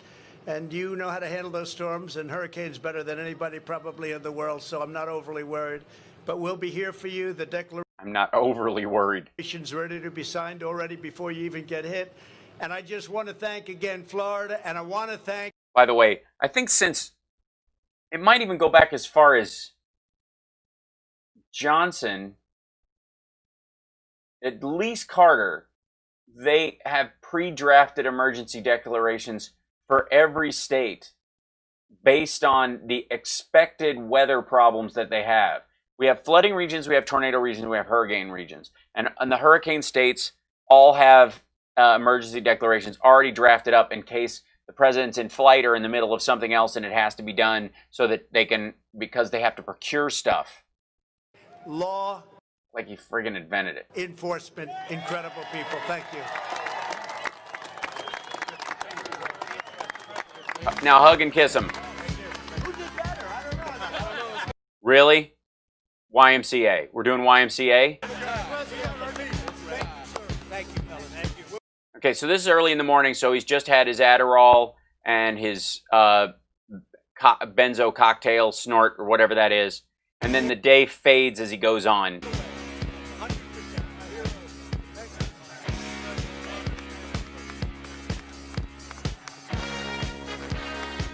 I don't understand this. I don't understand it. I don't understand the YMCA part of it. Can he not be sued? Did the person who wrote YMCA for the Village People endorse him? I don't. This is so frigging weird. You know what I mean? It's. Who gave Pence the iPod?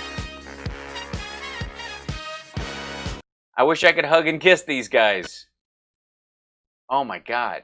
Very proud, sure. I'm not going to do the whole thing again. That's So he did an interview as soon as he landed with Holly Gregory of Bay News, where they landed. And I don't know. I don't.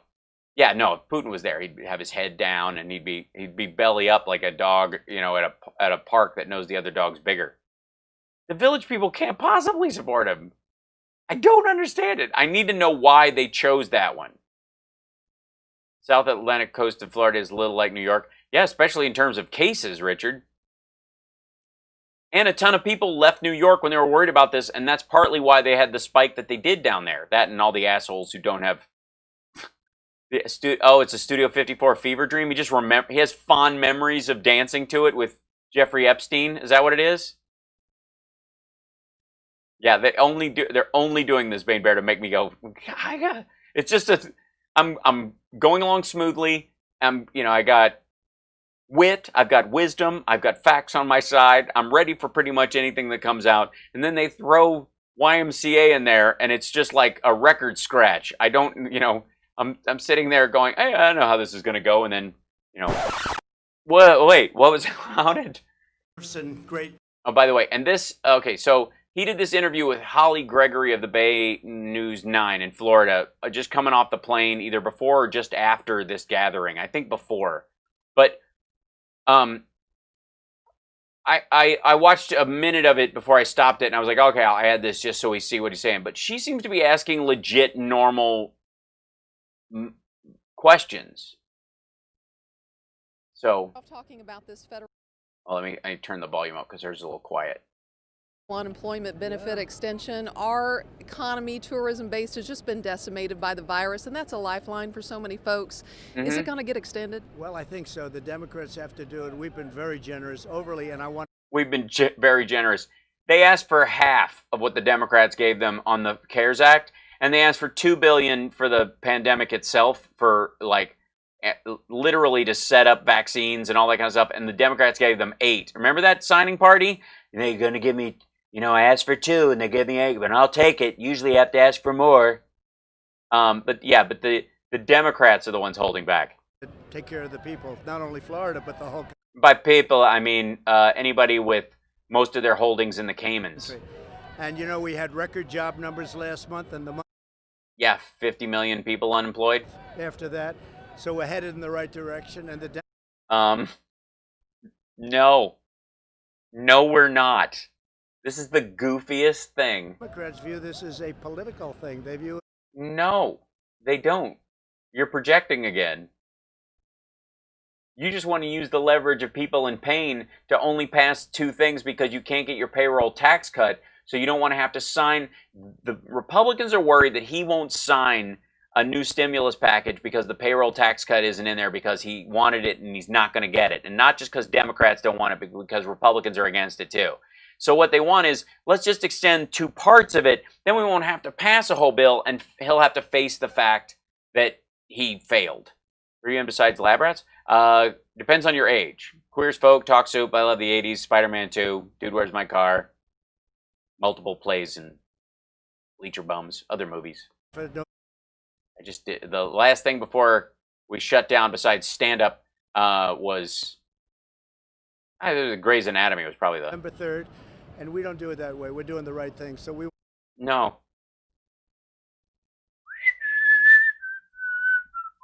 To get the money out. It's a lot of money, and we want to get it done. By the way, this comes across as like a sports interview. We're going to move the ball down the field.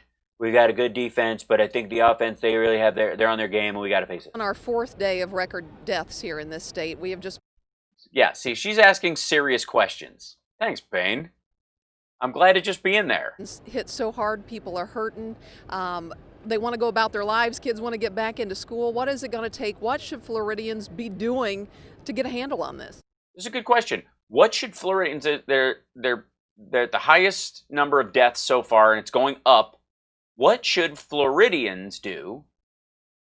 What should Floridians do to get a handle on this? Good question. Let's see what he comes up with that really helps Floridians figure out what to do in a pandemic. Well, the good news is I spoke to your governor. It's heading down. It's going to be heading down.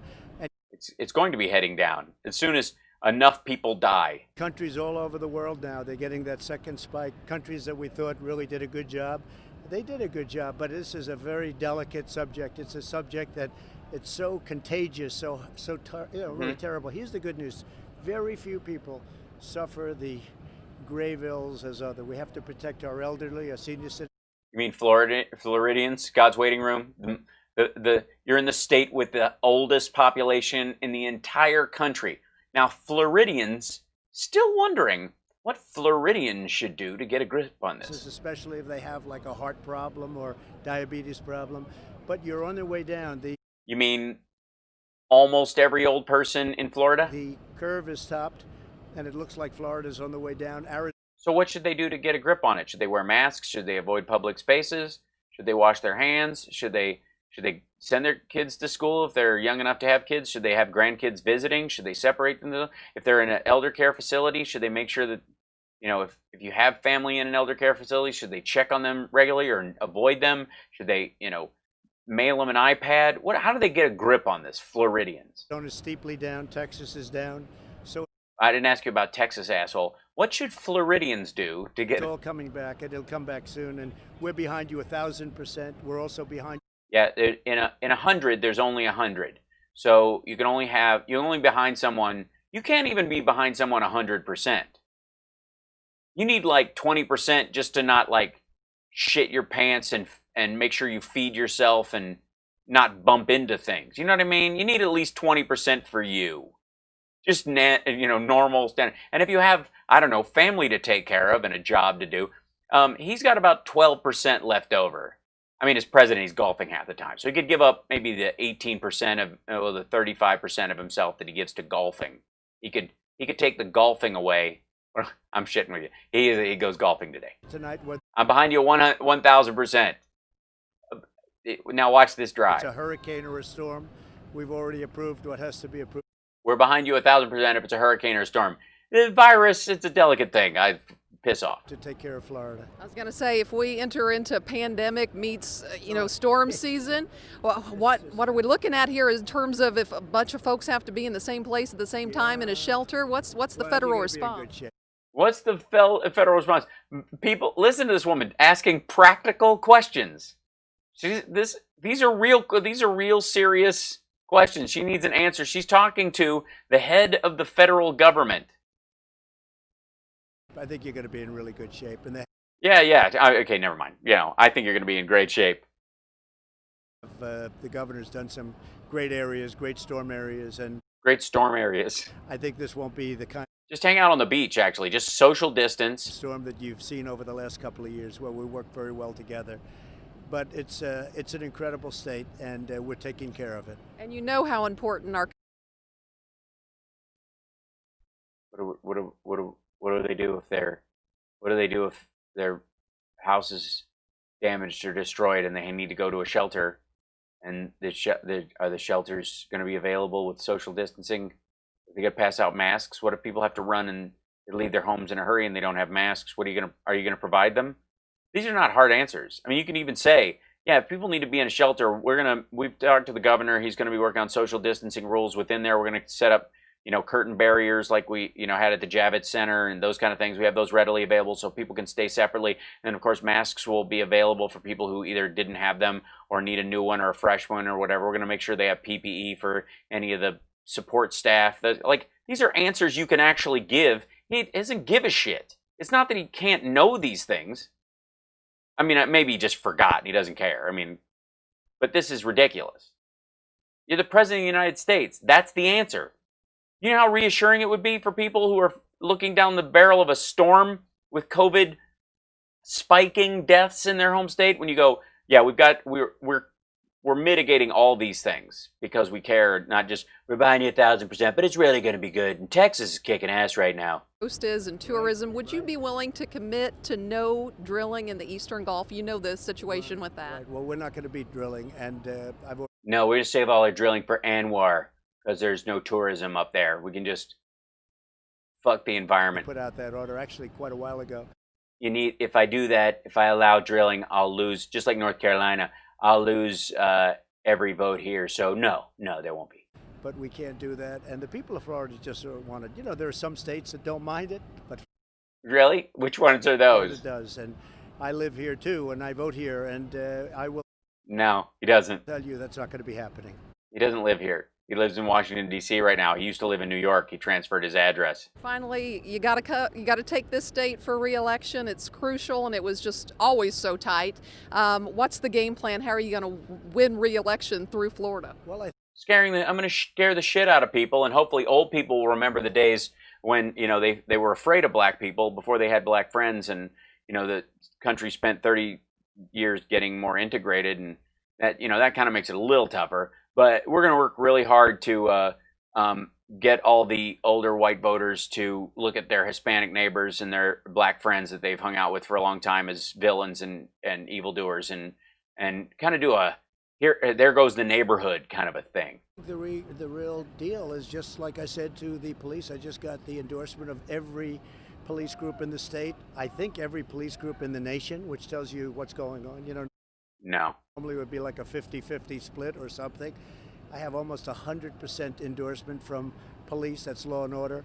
We're doing great economically. We set so many different records already. Yeah, already this time. I mean, I don't know why he didn't plan the pandemic. Oh my God, he did. We created the greatest economy in the history of the world, far better than China. China was going down, we were going up, and then we got hit with the China plague. Oh, Moggs, it took you that long to figure out the China virus, and now we're on the way back, and we're going to build it up. I think next year is going to be actually better than the previous year, and I think because all these dead people were just dead weight on the economy. You know what I mean? The previous year was probably the best year we ever had. Until we got hit, Florida had the best year they've ever had. So we're going to be back soon, Holly. I think we're going to be back very, very soon. Mr. President, I appreciate your time. Thank you. Thank you very much. Thank you. I appreciate your time, if not actual answers. Now, here we go. Hold on. Let's see. It's in here. Yeah. So, but enjoy golfing. Ugh. So gross. Yeah. It's I think it's fair to call it the Trump virus. He could have stopped it. Why didn't he? Why not? Happy Saturday, everybody. There was, I think, hold on, let me see. Trump remarks today. Let's see if, yeah.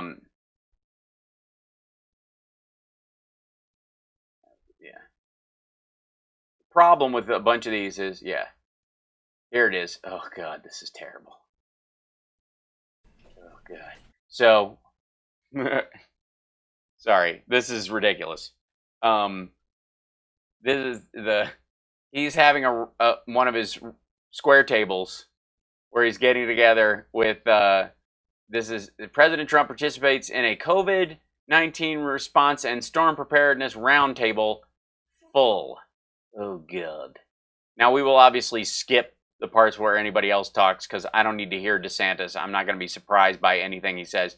And that's Alex Azar over here. I don't know. I'm sure the woman over by DeSantis is a Floridian. We'll see.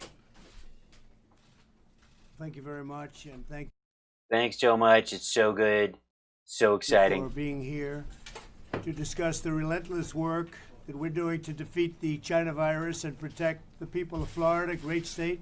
Just got the endorsement of the sheriffs on the tarmac while I gave them all skin cancer. And they are amazing people. Law enforcement in Florida is very, very, very first rate. We appreciate the very, very first rate. The best words. Endorsement in particular. Uh-huh. First, I want to provide. Oh, it says the president. Just in case you didn't know who he was. The update to the president. Wouldn't you put president Donald John Trump on there, or Donald J. Trump? Wouldn't that be the nice? Christ. Response and on our response to hurricane. So the hurricane is, I'm not sure it's a hurricane yet. It's right. It's a hurricane. Yeah, it's a Category 1. Now it's sort of projected as a storm/hurricane, right? What's No, it's a Category 1 hurricane. It was all day. going to happen? Is that looking like a hurricane to you? I think that it did reach category. Yeah, it did. It did. I know this.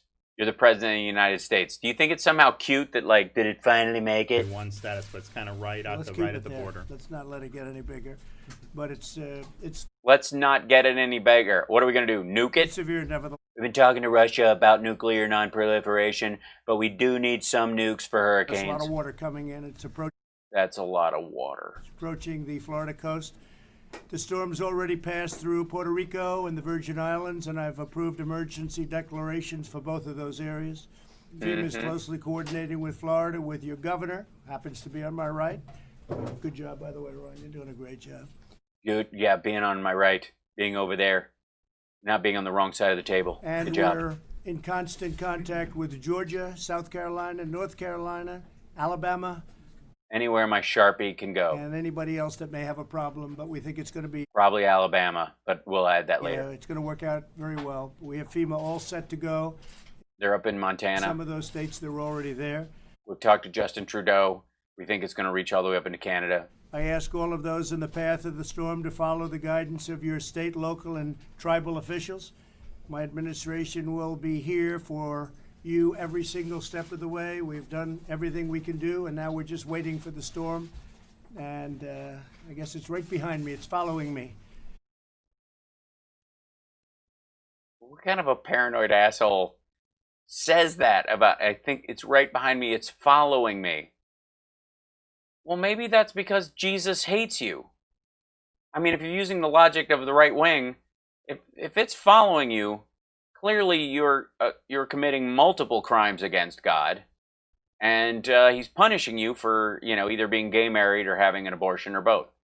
We're grateful to be joined by Health and Human Services Secretary, who's doing a fantastic job on COVID, or whatever you want to call it.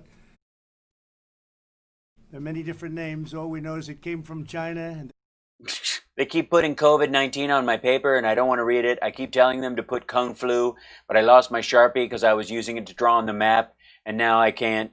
shouldn't have let it happen. Why did you let it out of Washington State? Why did you want to kill everyone in America by letting it escape one old folks home in Washington State? What? The president could have stopped it. Why didn't he? Let's call it the Trump virus. But Alex Azar is here. Thank you, Alex. Good, he finally found his name. Yeah, he would be with you, wouldn't he? Very much. Governor Ron They're having an outbreak in Florida.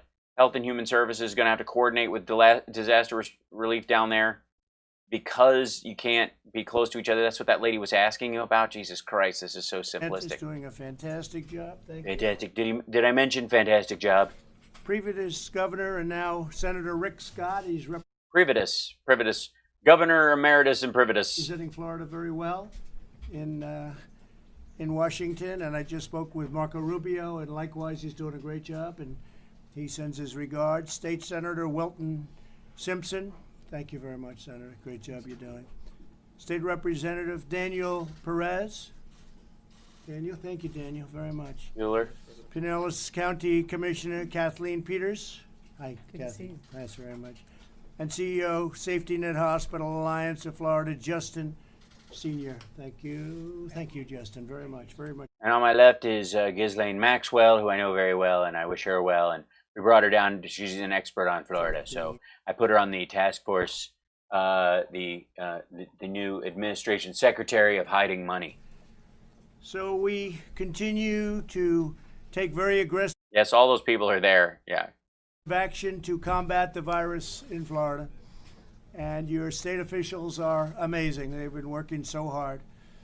Yeah, try working smart. The rate of positive cases in Florida has now declined. It's declining. And hospitalizations are declining in most places and pretty steadily. And we think there's going to be a big decline starting very soon. Why? Based on what? There is currently over 21%. Because more people will be dead? Inpatient hospital bed capacity available, so there's plenty of bed capacity, and over 16% ICU capacity available, and some of that's going to be emptying out as people get better. They do get better, and they get better pretty fast. No. Statewide, we're providing additional resources and personnel to help save lives.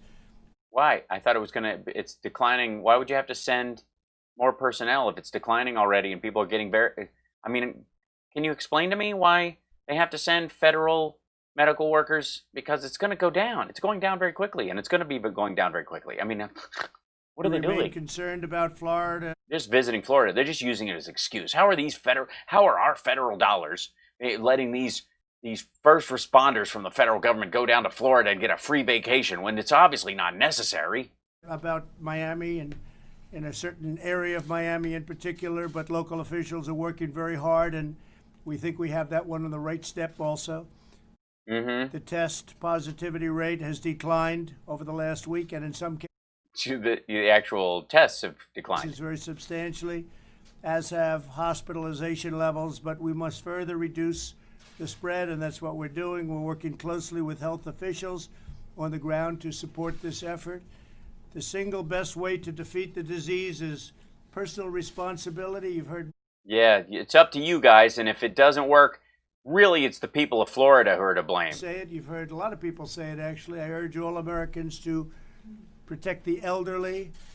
You mean like most of Florida? The fact is, you have to do the social distancing thing. It's a very important. The social distancing thing. Kids, do that social distancing thing. What are you doing? I'm doing the social distancing, man. It's you just make your arms move around, and if you bump into anybody, you check yourself straight into a hospital. Socially distance, wear a mask when you cannot avoid crowded places, or socially distance, and wash your hands. Social distance, and if you can't social distance, wear a mask if you can't avoid a crowd or social distance. Often as possible. Almost half of all deaths nationwide have been in nursing homes. Yeah, and there are none of those in Florida. Assisted living centers, and I have to say none of those in Florida either. The state of Florida, with regard to the nursing homes, has done an incredible job, really an incredible job. They watched what was happening in some places. Why is his nose so shiny and so pockmarked? Even beyond our own country, it's gross. There are other countries, they were seeing what was happening with the elderly, and particularly they were calling up and going, "What are you doing with your old folks? We basically all of them are in Florida, so we just wait till it hits Florida, and then I'll start giving a shit because I needed to get reelected." Nursing homes, and Ron, you've done a great job on that. We appreciate it. I have to say that there's been a big surge of the China virus in other countries, very big countries that we thought they were doing a good job, and they were doing a great job in some cases, but big headline in the Wall Street Journal just yesterday, and an editorial that all of a sudden they started to surge. So countries that we thought were doing great turned out to have let their guard down, opened up too early, didn't realize they didn't have tracking and tracing in place, and it's hitting them again, something like that. Gee, that story sounds familiar. Difficulty, big difficulty. I won't name the countries, but you know them. Go ahead, name them. Name one. Name them. They're on your. You could add them to the speech. Which ones? They know. If that's really happening, then name the country and why. Because if you do bring it up, it'll be the countries that opened up again too quickly, like us. A lot of them, actually. The average age of those who succumb to the virus is 78 years old. Yeah, thank God no one 78 years old lives in Florida. We're also closely monitoring the situation in Latin America and its impact in the United States. Latin America has more confirmed cases than anywhere else in the world, actually substantially more. They're having a hard time. Yeah, is it Venezuela or is it that country that you're good buddies with the leader on? I can't remember. We've sent many ventilators to Latin America. We've sent many just anywhere? There's a lot of countries down there. You just put them on a truck going south, and anybody who wants one can grab them. They didn't make it out of the Oaxacan Valley. Ventilators to different countries in Europe, Africa, and all over the world. We're making thousands of ventilators now a month. We started off with essentially very little, and we become a ventilator manufacturer, so to speak. Great. That was what I wanted. That's my dream for America. Isn't the American dream that mid-2020 we would become the ventilator manufacturer of renown in the world. Lucky us. I wish we'd had a big outbreak sooner. I'm almost mad at Obama and Biden for getting H1N1 and Ebola under control. We could have cornered the market on ventilators Clinton. And we're helping a lot of countries. We've sent them to France. We've sent them to Italy, a lot to Italy. We sent a lot of smokers with tuberculosis. them to Mexico. Mm-hmm. And? Sent them to Russia, Moscow. Yeah, Russia, Moscow? You mean Moscow, Russia? But okay. A lot of very bad things are happening in Nicaragua. Have you sent them any ventilators? Having a tremendous problem. Russia, Moscow is having a very difficult problem. And we've sent them to a lot of different... As opposed to a very easy problem. ...countries, many. And we have a full supply in our country. The amazing thing is We're full. We don't need any more ventilators. We're up to here. Seriously. I can barely move. In my studio, we're stacked with ventilators. I don't know what I'm going to do. With very few, and not one person that needed a ventilator did not get a ventilator.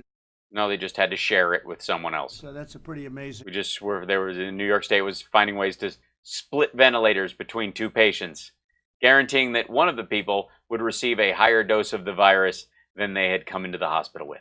Statistic. We have nearly 1,400 federal personnel on the ground already in Florida.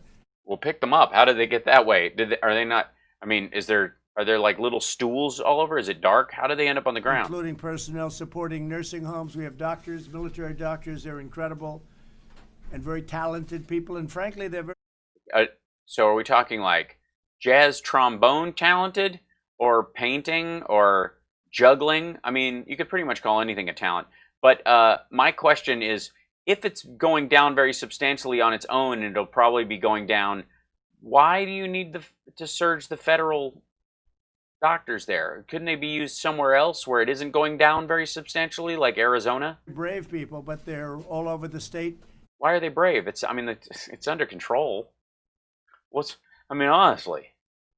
If they were brave, they'd go someplace where it wasn't under control and being handled and going away very quickly. Helping with your medical folks, and Ron asked if he could get some extra people here. We did it immediately. Why? They're out. In the last... That is one of the dumbest arguments, is that it's really wrapping itself up. This is like the inversion of the crime bill argument, because everybody was going, we did the crime bill and crime was going down. And crime has gone down since then. You're like, yeah, because of the crime bill.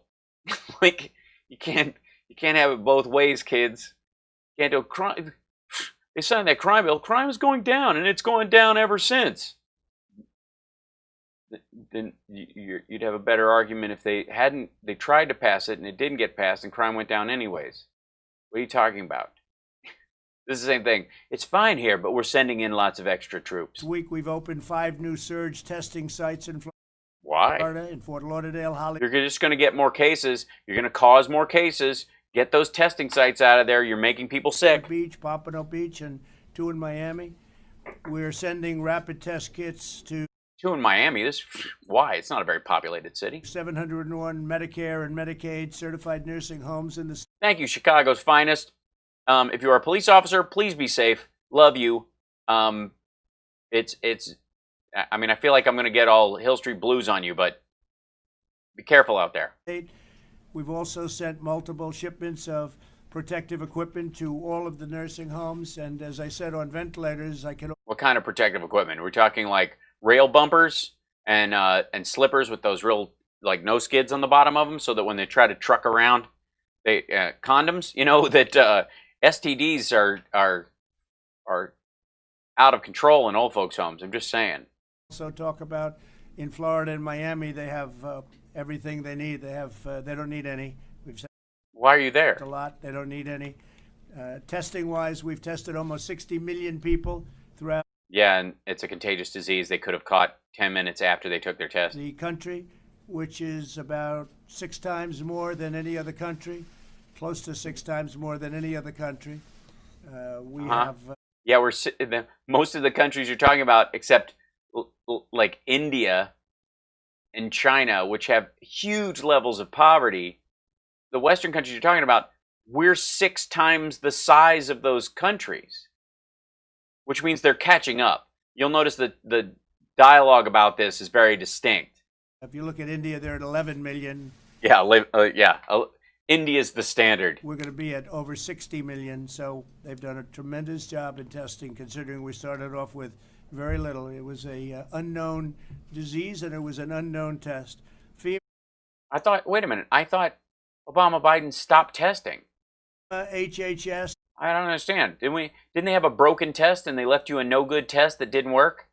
Oh wait, those were bought by Jared from China through a Middle Eastern buyer for $55 million that did not go through proper contract procurement, and so we are not paying for it. So it's either going to have to come out of Jared's pocket, or this Middle Eastern country is going to be suing the U.S. government for improperly purchasing $55 million worth of worthless tests that were supposed to be stored in cold storage while they were shipped and weren't. In the private sector of delivery. Like a well-oiled machine that came with directions that said, do not add oil. More than 10 the Harry Anderson joke. million N95 masks, 43 million surgical masks, 19.7 million gowns, and 1.3 billion medical gloves to Florida. 1.3 billion gloves, Ron.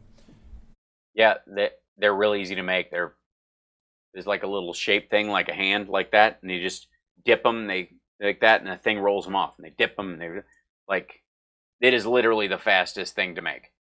You guys ever seen these factories that make rubber gloves? It's ridiculous. We've secured 90% of the world's supply of remdesivir. There's 7.6 billion people on the earth, which has been very, very successful. Yeah, you bought all of it, 96% of the world's supply, and it only treats 3,400 people, and you send it all to Texas? And have sent over 143 vials to Florida hospitals. 143 vials to Florida hospitals. You got 500 cases. They all went to Texas, and Florida got 143 vials, which would treat, what, 40 people? As a really something that's very special, and we're working on very hard. Okay. Operation Warp. It glistens when you hold it up to the sun. It's very special. It's one of the most special remdesivir by Trump. It smells like taco bowls. Today we reached a $2 billion agreement with Sanofi and GSX to conduct clinical trials and mass produce 100 million doses of vaccine. What we've That hasn't passed? done is rather incredible, I have to say. We have Yes, it is not credible. many companies, great companies, Johnson & Johnson, Merck, Pfizer. Many companies are very close to getting the vaccine. We think it's going to be in a very short time from now. Sure. And we're set with our military to deliver the vaccine. Yeah, it's going to be great. So great. How many of you guys are going to, like, you know, what kind of bets are we going to take on the number of Trump supporters, like people in MAGA hats in line behind these military trucks getting the shot? What do you think? What do you think the chances are? That the QAnon crowd that thinks he's grooming pedophiles, even though he's got 3 of them on speed dial? This dude, you're going to line up behind a truck and get a shot from a soldier in a gas mask, like the end of some sort of weird, like, World War Z sequel that never got greenlit? Yeah, I'll definitely get one from a doctor. That makes total sense. But you're going to, seriously.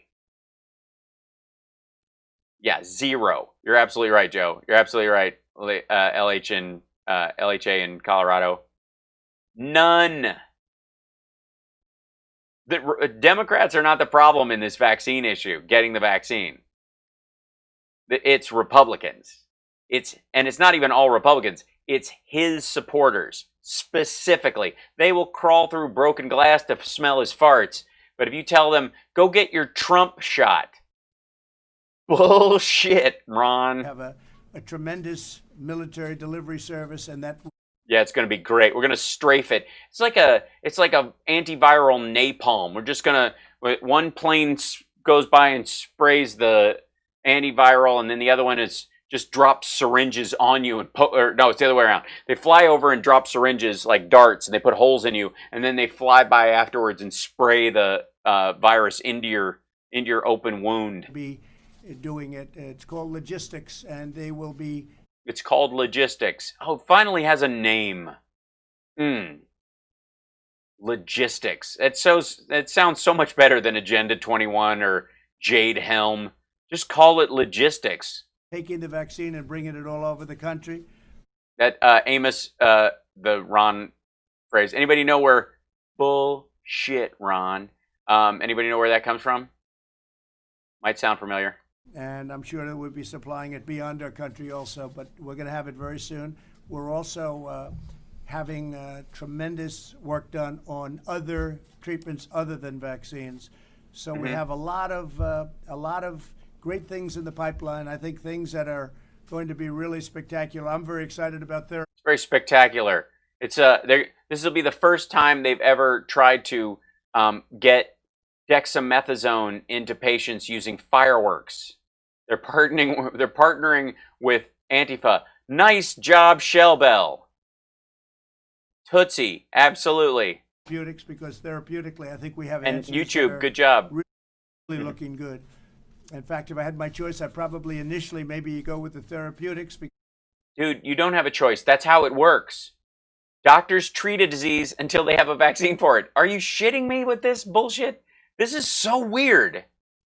Oh, the healthcare howling naked. How about the healthcare plan? Oh, you healthcare plan. He promised it 2 weeks ago, and it's 2 weeks to the oh shit. All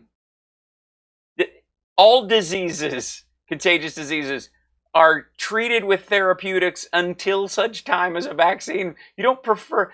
There's no situation where the vaccine comes first and therapeutics come later anyways. Like, that's so goofy. It's like saying, why are my car keys always in the last place I look? Because nobody keeps looking for their car keys after they found them, you dipshit.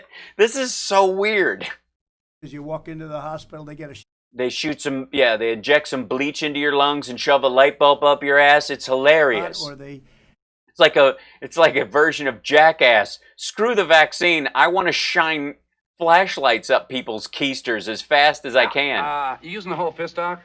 They do a transfusion depending on the company and what they're doing, and yeah, definitely, or whatever depending on what the company is and what they're doing. I mean, if it's Amco or O'Reilly or Jiffy Lube, I'm sure it's totally a different experience depending on how flexible you are. You know what I mean? Moon River. The cure is so therapeutic. It is absolutely. It's the weirdest thing. A short time later, just people get better. Yeah, it's just like magic. I saw this movie with Dustin Hoffman. Why? And Cuba Gooding Jr., who was far too exuberant when he got his Oscar. I think it affected his career. And it was like instant. All they had to do was land the helicopter, go in the little pod, mix some shit up, and start injecting the town. Done, done, and done. People were eating at the coffee shop a second ago, and their heads were going to blow up. It was like scanners, and 5 minutes later, everybody's good. We're looking at that very, very strongly. Are you? Does it hurt? You almost shit yourself? You ever blow out your O-ring looking at stuff very strongly? I just want to thank Rick and Ron and everybody. They've done really a fantastic job. We've worked together so long and so hard. And this is something that came upon us. It should have never happened, but it came upon us. You let it out of Washington State. How could you do that? I think you should be blamed. I think our economy was doing great. We had the lowest unemployment for Hispanics that we'd have since the last time we had the lowest unemployment for Hispanics, months before that, and 2 years before that when we had the lowest unemployment for Hispanics before that. It's almost like it was on a trend. And then we got hit by the Trump plague. We could have stopped it in an old folks' home in Washington State, and he chose not to. Maybe they could have, but they chose not to. And so he and his administration have let it blow through because Inslee was running on a climate thing and it bugged him, or who can say. There's been great bravery from our doctors and our nurses. His honker is blowing out, methinks. Yeah, I mean, it's pretty gnarled looking. Like I'm shiny, but it's been a long day.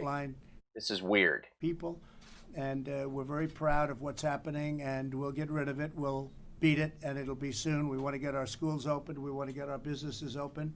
Much of the Yeah, we want to. So do your job. country is open. We've set Thanks, Oliberry. records on number of employees and hiring and employment. Basically, if you look at the number, I think last month was the highest number ever hired.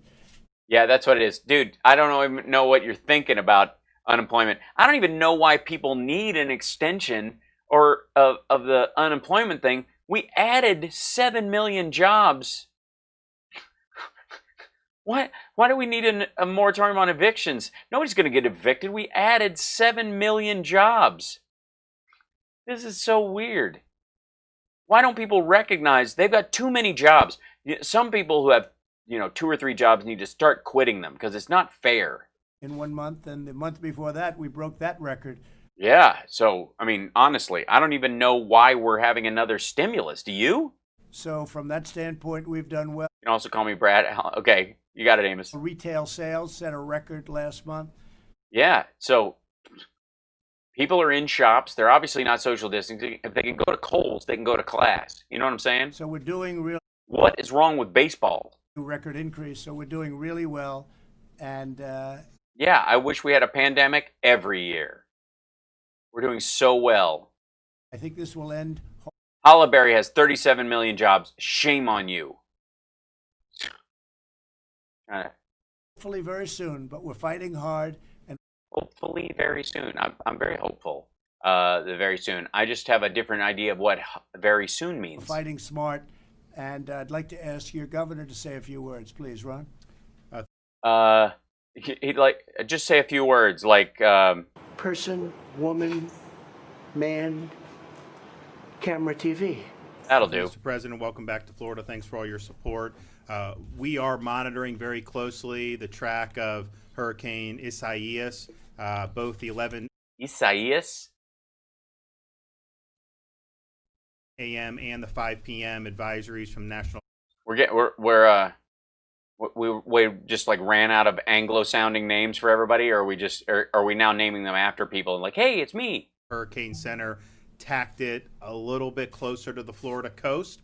I think it's pretty clear we will get, at a minimum, tropical storm force wind impacts, likely hurricane force wind impacts. We don't know for sure whether the eye will actually interact with the coast of Florida. We don't have a Sharpie on us right now, so we can't answer that for you. We're looking actually probably northern part of. Excuse me, Shannon says, thank God I live in Canada. Shannon, he gets that Sharpie in his hand. That storm could reach all the way to Barrie, Ontario. Palm Beach County, maybe a little bit north of that is kind of where they're going. Obviously, we'll know more. So I would just urge. Obviously, we'll know more when the hurricane hits. Floridians, just particularly if you're from Deerfield Beach up until the Brevard Volusia area, you are under a hurricane watch. Make sure you have your plan. Make sure you have your binoculars so you can watch the hurricane. 7 days of food and supplies and medicine. There could be some power outages, and it's an ongoing, very fluid situation. As it does move west, it's kind of weakening a tad, and if it strengthens, we think it may end up going further east. But just continue to listen to your local officials. We'll be providing updates multiple times a day throughout the week. You know, like a functioning government's supposed to, but please give us extra points for the bare minimum. And obviously the federal government's been great helping. We did submit for a landfall emergency declaration, so we look forward to that support. And we also want to thank the administration for supporting us with the fight in this election year. COVID-19. Anytime we needed anything, we would talk to the president, vice president, and we would get it. So when we unlike Michigan and other states with Democratic governors early on, when they were trying to just kill off the Democrats in those states or make them blame their leadership if everybody died and got sick, the red states have gotten anything they've asked for from. That's weird. Hard to see the hospital admissions really pick up. The doctors were prescribing more remdesivir. So we told them, hey, you guys have been sending us enough for when we had very low census. Now that the census is higher, can we get... It's higher? Wait a minute. He just said it was going down and going down very substantially, and it's going to keep going down. Why do you need more remdesivir? That's weird. Or can we move up these shipments? And Alex was... Can we move up these shipments? because the positive test rate is going to go down very significantly. So we're going to need more remdesivir just to, involve the president. I think Harris. That's my bet. Chicago's finest. We got it up, and so we've accelerated a number of weeks of shipments, so they've been able to have the medications that they need. I also think CDC put out, I think, important guidance last Friday that didn't really get much attention about. Gee, I wonder why. I wonder who could have stepped on the CDC's guidance on Friday. Gee, who would have screwed the pooch on that? Let's see. The CDC needs to put out some information that the entire country needs to hear in the middle of a pandemic, and somebody took a big dump on it and knocked it out of the press when it really would have been helpful if it had gotten the attention and not some other bullshit. I wonder. People going back to work. A lot of employers in Florida had been. Thanks, Mello. I didn't know I was either. Demanding a negative PCR test in order to go back to work. CDC recommends against that now, and I think that is exactly the right thing compared. Just so they don't have to run a second test on people if they've been out for 8 days to go back to work. What we've seen, these PCR tests, you can test positive for 12 weeks. So we have people that are not infectious, have no live virus, and they're getting a positive test 10 days, 20 days out. Thank you, Amber. And so CDC recommends going to a symptom. Why? The tests are amazing. We have the best tests in the world. If they don't have it anymore, then why would they continue to test positive? We have the best tests. I mean, the only reason they have it is because we're testing them. Base approach. Thank you, Amber. Put that out the state of Florida to all the employers. Right. The symptom-based approach really is the more effective approach, and I think that will just help people be able to go. If you're symptomatic and you test positive, obviously, we're inferring live virus there, but the asymptomatic, a 12-week window, and we really don't know whether you're infectious or not. So I think what we're going to be doing because of what you guys have just sent us additionally. Wait, did he just contradict the entire thing? The wait times on the labs, it's just gotten backed up. We're doing so many tests. Oh, that's what the problem. Guys, don't get a test. You're clogging up the labs. I mean, these are so quick. I mean, you're going to embarrass Trump. Let him talk about the 15-minute and the 5-minute Abbott test and tell us that it actually takes 2 minutes. And probably if you just breathe on the thing, it's like a breathalyzer at this point. You'll know if you have it. Sometimes it takes 7 to 10 days to get. Why are we not seeing Trump's face right now? Results back. So sometimes it takes 7 to 10 days to get the results back because so many people. You're recommending that only people who are symptomatic get tested, and they are. And you're still overrun. Why are the labs backed up if the tests are going down? Why do you need more medical facilities if it's going down very sharply and you got it under control? What we're going to do is we've already focused on our symptomatic test takers. Yeah, so the fact that the asymptomatic people carry it around all over the state, we're just going to ignore that part. Which are a minority of the people. Oh, my mic is screwed? Let me swap because I use this one.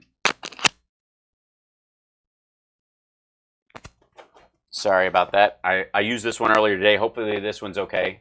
It's not too hot. Too hot lady.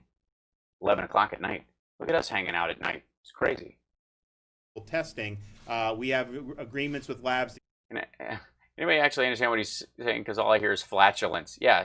Should I have a translator going for him at all times? Like. It turned around quicker, and then the federal government has sent us these point-of-care antigen tests. So we're going to have 1,250 of those a day. So we're going to convert some of our bigger test sites into. Who just coughed? Did Trump just cough? Point-of-care antigen testing for symptomatic and elderly people, probably in Miami-Dade. So this way, they get the result in 15 minutes, which is good for them, and then it gets reported to the state. I thought you already had them. Didn't you ship them out? Did you not listen to Trump? 2 weeks ago, he was saying they got them already. How does Florida not have these already if you're such a kiss-ass state? But we have a real-time understanding. You guys are up really late or up really early. I don't know which. The positivity, everything's going on. When we get the test results reported, some of these tests are from 2 or 3 weeks ago, and these data dumps. So I think it'll help us be able to understand the prevalence better. So that's an important tool. So I just wanted to say thank you for sending those machines to us. And I agree with everything except you pointing at him and saying important tool. I agree with one of those words. Important isn't the one. The numbers in 5 minutes to 15 minutes or something nice. That's correct. Especially for the elderly. Especially for the elderly. They don't have a lot of time. You don't want, when you're that old, 7 to 10 days is a lot of your lifespan, so. Rick Scott, please. Sure. Well, first off, you know, when I was governor, you were very helpful in the hurricanes we had. Yikes. And I just want to tell you, I talked to You're supposed to be. That's what presidents do. All of them are helpful. Governor of Puerto Rico this morning, and she was very appreciative. Good. Yeah, you learned your lesson from last time. You couldn't shit on it and lose a chunk of voters. So it only took you one hurricane and a bunch of deaths and blowing it off and saying it's not our problem to quietly just do your fucking job. You have FEMA's there. FEMA's being helpful. You know, they've got some flooding, so she was at FEMA traveling the island. But she said, I said, is there anything you need out of the federal government? And they said, you know, you guys have done a great job. That's so, great, Rick. Thank you very much. Thanks for doing that. Yeah, they have to say that or we won't send them shit. And I just want to thank you for your commitment to the vaccine. I know. Why? Who wouldn't be committed to getting a vaccine out? I'll be a game changer when that happens. This isn't a game. And I know you and your administration have been very aggressive at making sure that happens in the testing. So I just want to tell you, I think you've. Apparently not. Did you not just hear DeSantis? He said that it's taking 7 to 10 days to get tests. They're all backed up, and they're having a spike in cases. Even with the backed up cases. Done a great job. Do you understand the concept of what DeSantis just said? Basically, that Trump's like, it's gone very, you know, it's going down. It's gone down very substantially. And then you go to DeSantis, he's like, yeah, we have a lot of backed up testing for symptomatic people. Yeah, the reason it's going down is because there's a backlog of tests. They can't test people fast enough for the numbers that they have, so it artificially goes down while they're waiting for their test results. I'm trying to make sure, you know, everybody is getting this done as quickly as possible. Right. I think the governor is saying some of the issues that I'm sure a lot of states are having, but I know. No, they're not. New York and Michigan and California and Washington were on their friggin' own. The Trump administration is working hard. I want to thank. Because they can't work smart. Trezor. Everything he does looks difficult. Not because it is, but because of his face. His team has done a great job. Based on what?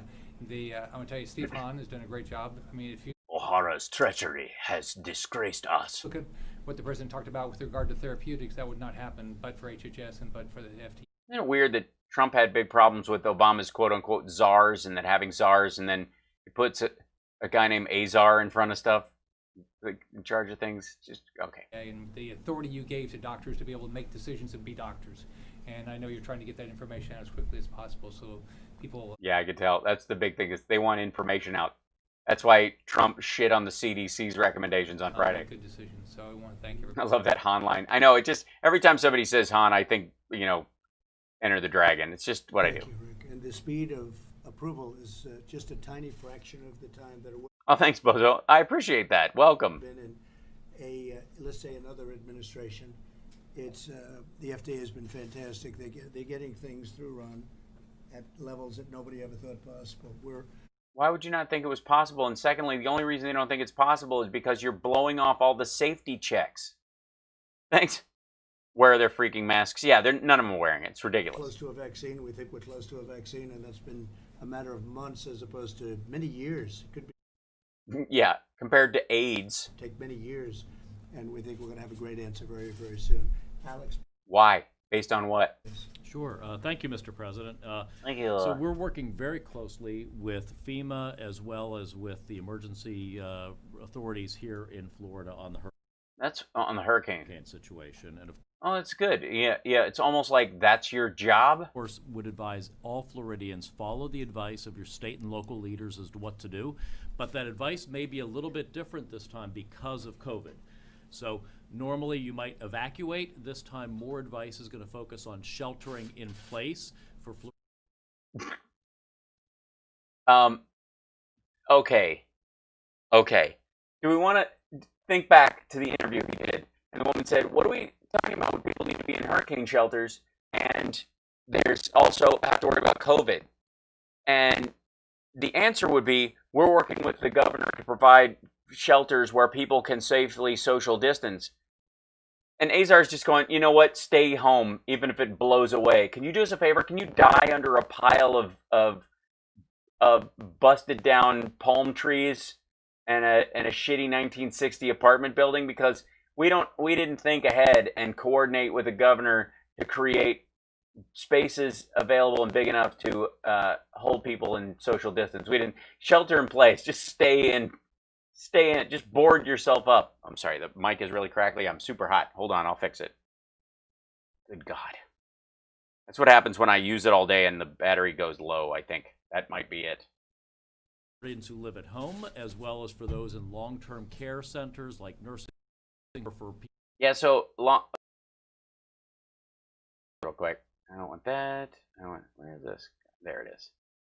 Hey, okay, I see. That's why it's so hot. Bring this down a little.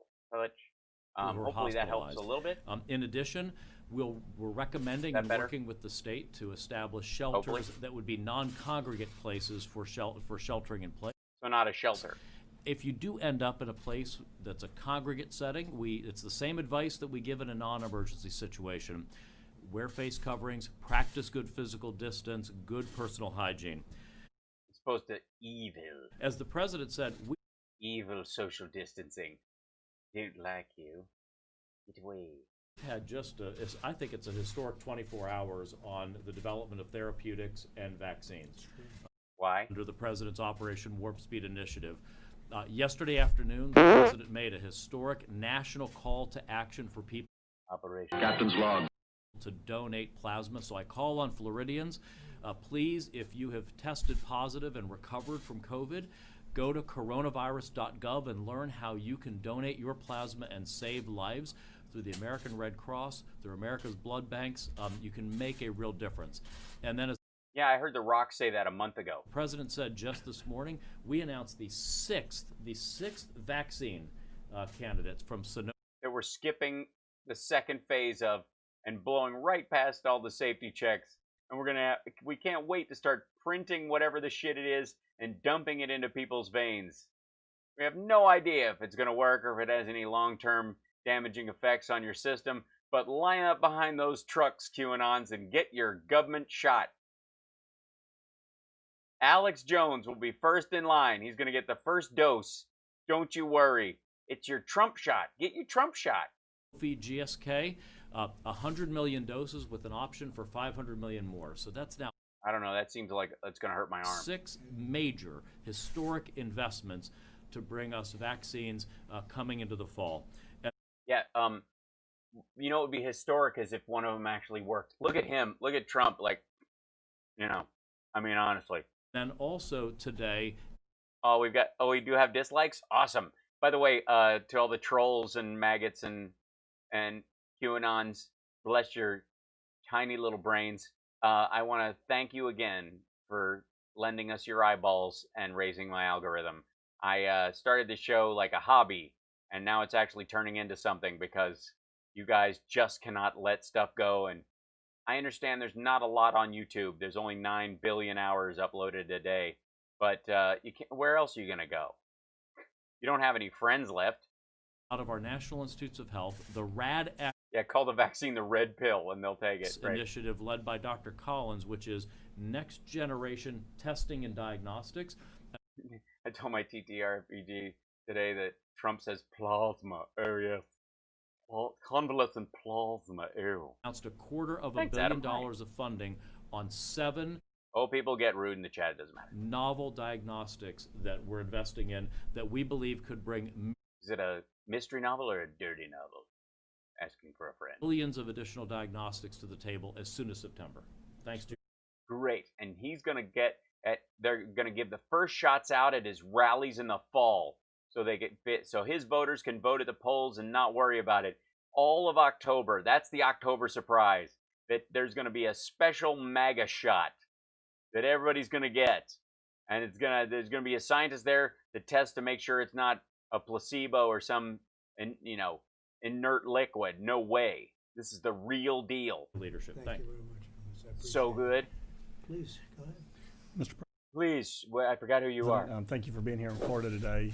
We appreciate your foresight to organize our major corporations around this country to produce the type of equipment we need, the PPE we need here in the country. We're looking forward to your leadership in the future to make sure we bring those manufacturing jobs back to the United States. Excuse me, didn't you hear him? They're already here. We added 7 million jobs. Manufacturing is already coming back. We have the best economy we ever had before the China virus. China virus is why there are no factories in the country. I don't know if you know this. 2 years ago, we had Carrier. Does that name? They moved to Mexico, but I made them look like. Thanks, Cindy. From all over the world, so that we're better prepared in the future. You work very. Yeah, Kodak is now going to be making hydroxychloroquine.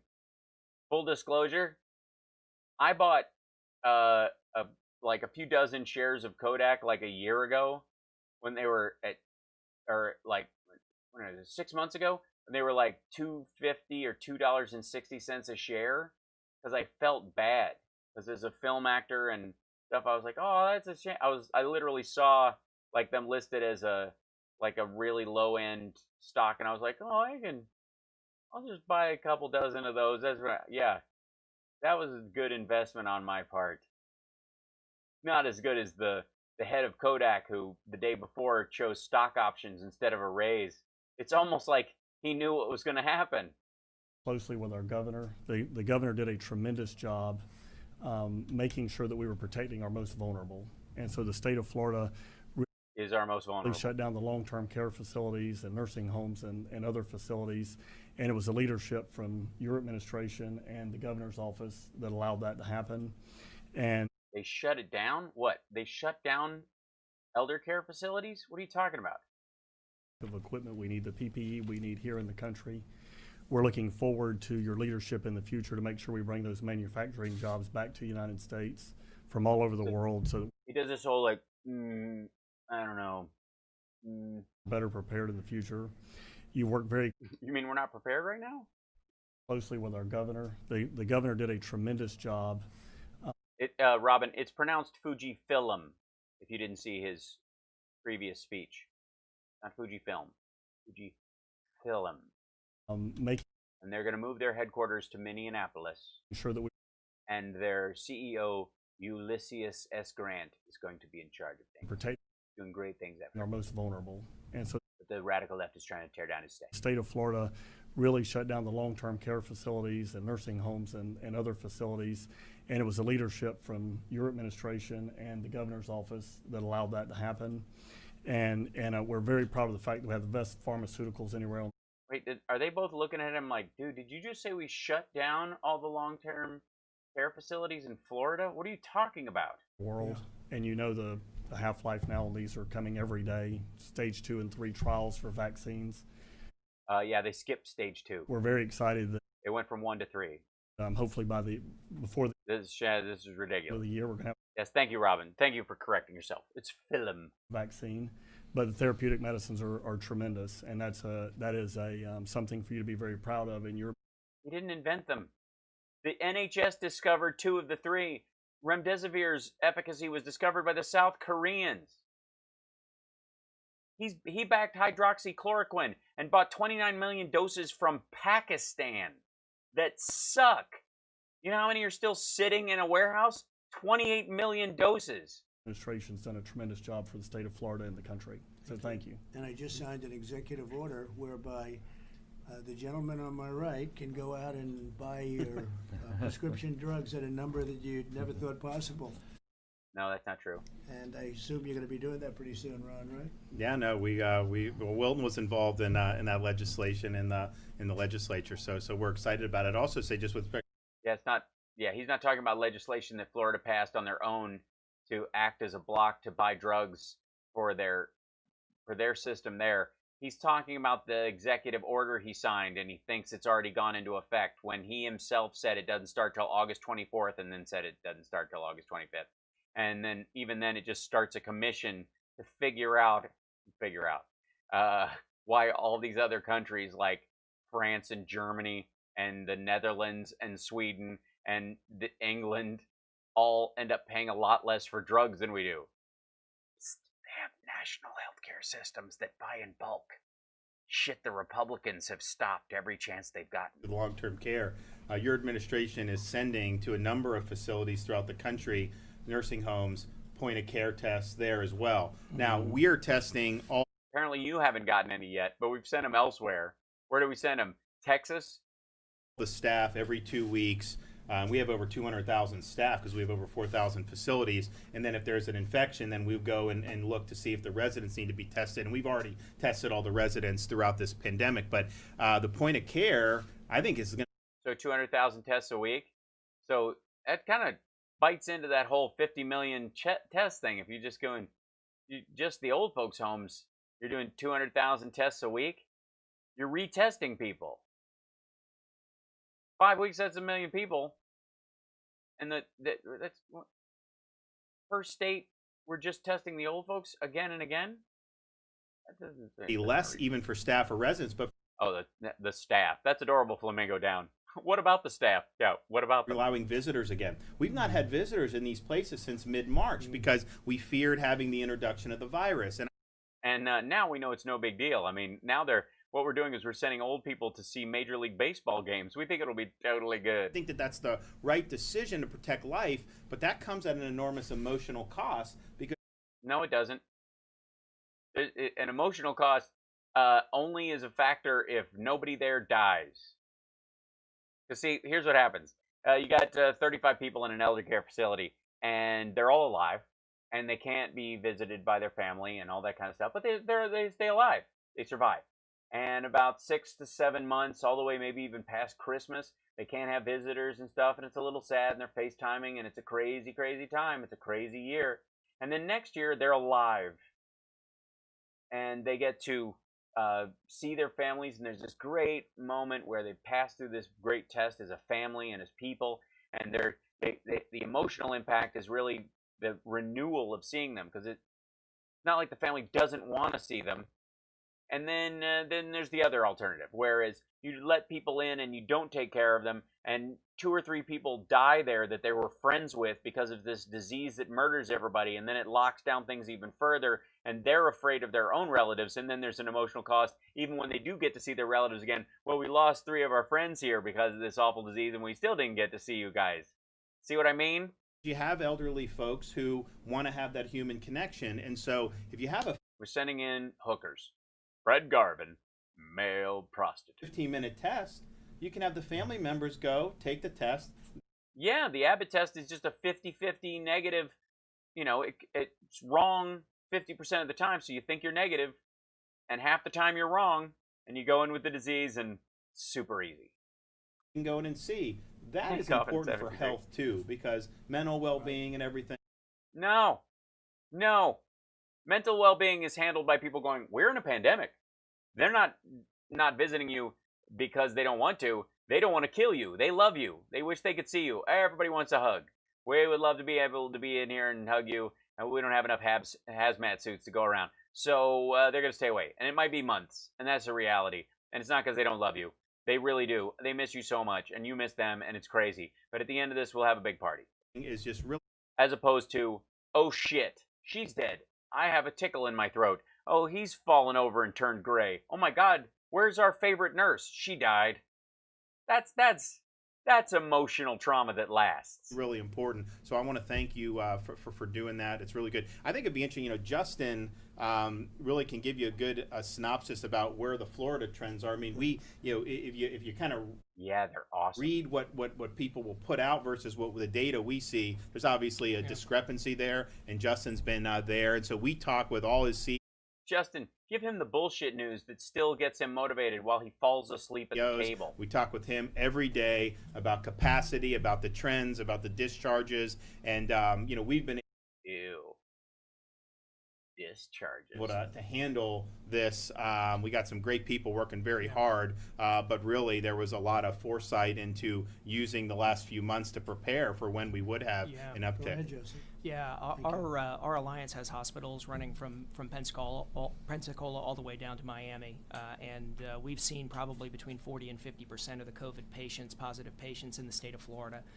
We are coming through a difficult month, but there I don't know what you're talking about. He just said things are going down very substantially. Are real reasons, and I think you touched on them in your opening remarks, for cautious optimism right now. We have seen almost every one of our members has seen either their census leveling off or actually starting to decline. And there's real hope, I think, that August we're going to see some leveling off there. The key. Leveling off as cities start to go down and lower population areas around them start to go up. Leveling off. To keep working together. You pick the city and you go, the city's going down. And the surrounding area, which is not technically part of the incorporated city itself, is going up. So it levels off the number of deaths and positive tests. But the city's going down by comparison to the outlying area. So it's spreading. I think some of the difference makers in terms of the outcomes in Yeah, I definitely think so, Sam. I mean, one of the ways we're going to deal with this, sir. Florida, and why Florida has fared relatively well has to relatively well with the decisions around long-term care facilities and requiring 2 positive tests before. You mean the entire patient state is discharged from a hospital to a long-term care facility. I also think that the state has done an excellent job of relieving pressure on the hospitals. We have a lot of patients. What pressure? Elderly patients that are in the hospital, they're COVID positive, but they've stabilized and they no longer need to be in the hospital, and you can't discharge them to a long-term care facility because they're still COVID positive. The state, that creates a lot of pressure on the hospital to have that patient still in there. So we've decided to put them on cruise ships. It takes up capacity. The state's done a great job of setting up COVID-only facilities that have allowed us to get those patients out of the hospital. It's great. It's wonderful. It's like a place for mom to call. Get them to a comfortable place where they get the treatment that they need. Sorry, I've got a tickle in my throat. I don't know what's causing it. I've had a trouble. It's like a weird pressure. They get the services that they need, but the hospital has the capacity. Hal just spit Coke Zero over my bed. Thank you. You're welcome. Our hospitals are all participating in what's up, Twitch gang? These clinical trials. No mention of schools. It's a state full of old people. I mean, we're not really worried about schools. Severe was one that our hospitals participated in. They're participating in the antibody studies, and we have a lot of hope on those as well. And I think that the cooperation between the state, federal government. How do you know so much about all this? Seriously, I want to know. Hearing a comedic tone makes it enjoyable. Share it with everyone to know. Well, people still talk to me, live in Trumpland. I understand. Well, mainly by watching it every single day and hearing the same lies over and over again. So I go and look and I read up because he's so repetitive and obvious in what he says. My mom's a nurse. My dad's an architect. My mom worked for Kentucky Connect when they would sign people up at state fairs and stuff like that. She's a retired nurse, and all these Kentuckians would come up and go, I'm glad we got this Kentucky Connect man beats the shit out of that Obamacare nonsense. And like, it is Obamacare, but if you tell them, they won't sign up, so they just pretend. Most of this is readily available, and the lies are so egregious and obvious you can follow it. And half the time when they take credit for something, it's something that was already in position. The first test, I think, for anybody is, if you were in a governmental situation, and I don't mean your wish list, I don't mean your dream situation where, like, I would love to get a bill passed where blah, blah, blah. If you were just doing your frigging job, think of the 6 baselines you would cover in any circumstance. And understand that you're not the first person to think of those 6 baselines. If not, most people who have been in the job for a while may have thought of 8 or 10 in total. And over the course of their time in office, before you came in, they tried to implement at least 5 of them. And so they're already in place. And then you add on top of that, there's 8 steps in place. And a couple of things about this are new, and we're trying to find out what the new things are, and that's the gray zone, the dead zone of what we don't know. That's how you handle a circumstance that is complex and dangerous. And any adult worth their stuff, or certainly anybody who should be in a position of power, should know this kind of shit. So half the time when Trump takes, credit for something, it already exists, and all it needs is his signature as a matter of formality. And any idea he has come up with has been, get a light bulb in their ass. That'll do it. Something that we've certainly seen firsthand, and we definitely appreciate all the work that's gone in. Well, you've really done a good job in the nursing homes. When I look at you compared to it's Florida places, frankly, you've really done a great job in nursing. You mean like Washington State? Why did you let it escape Washington State? Why did you?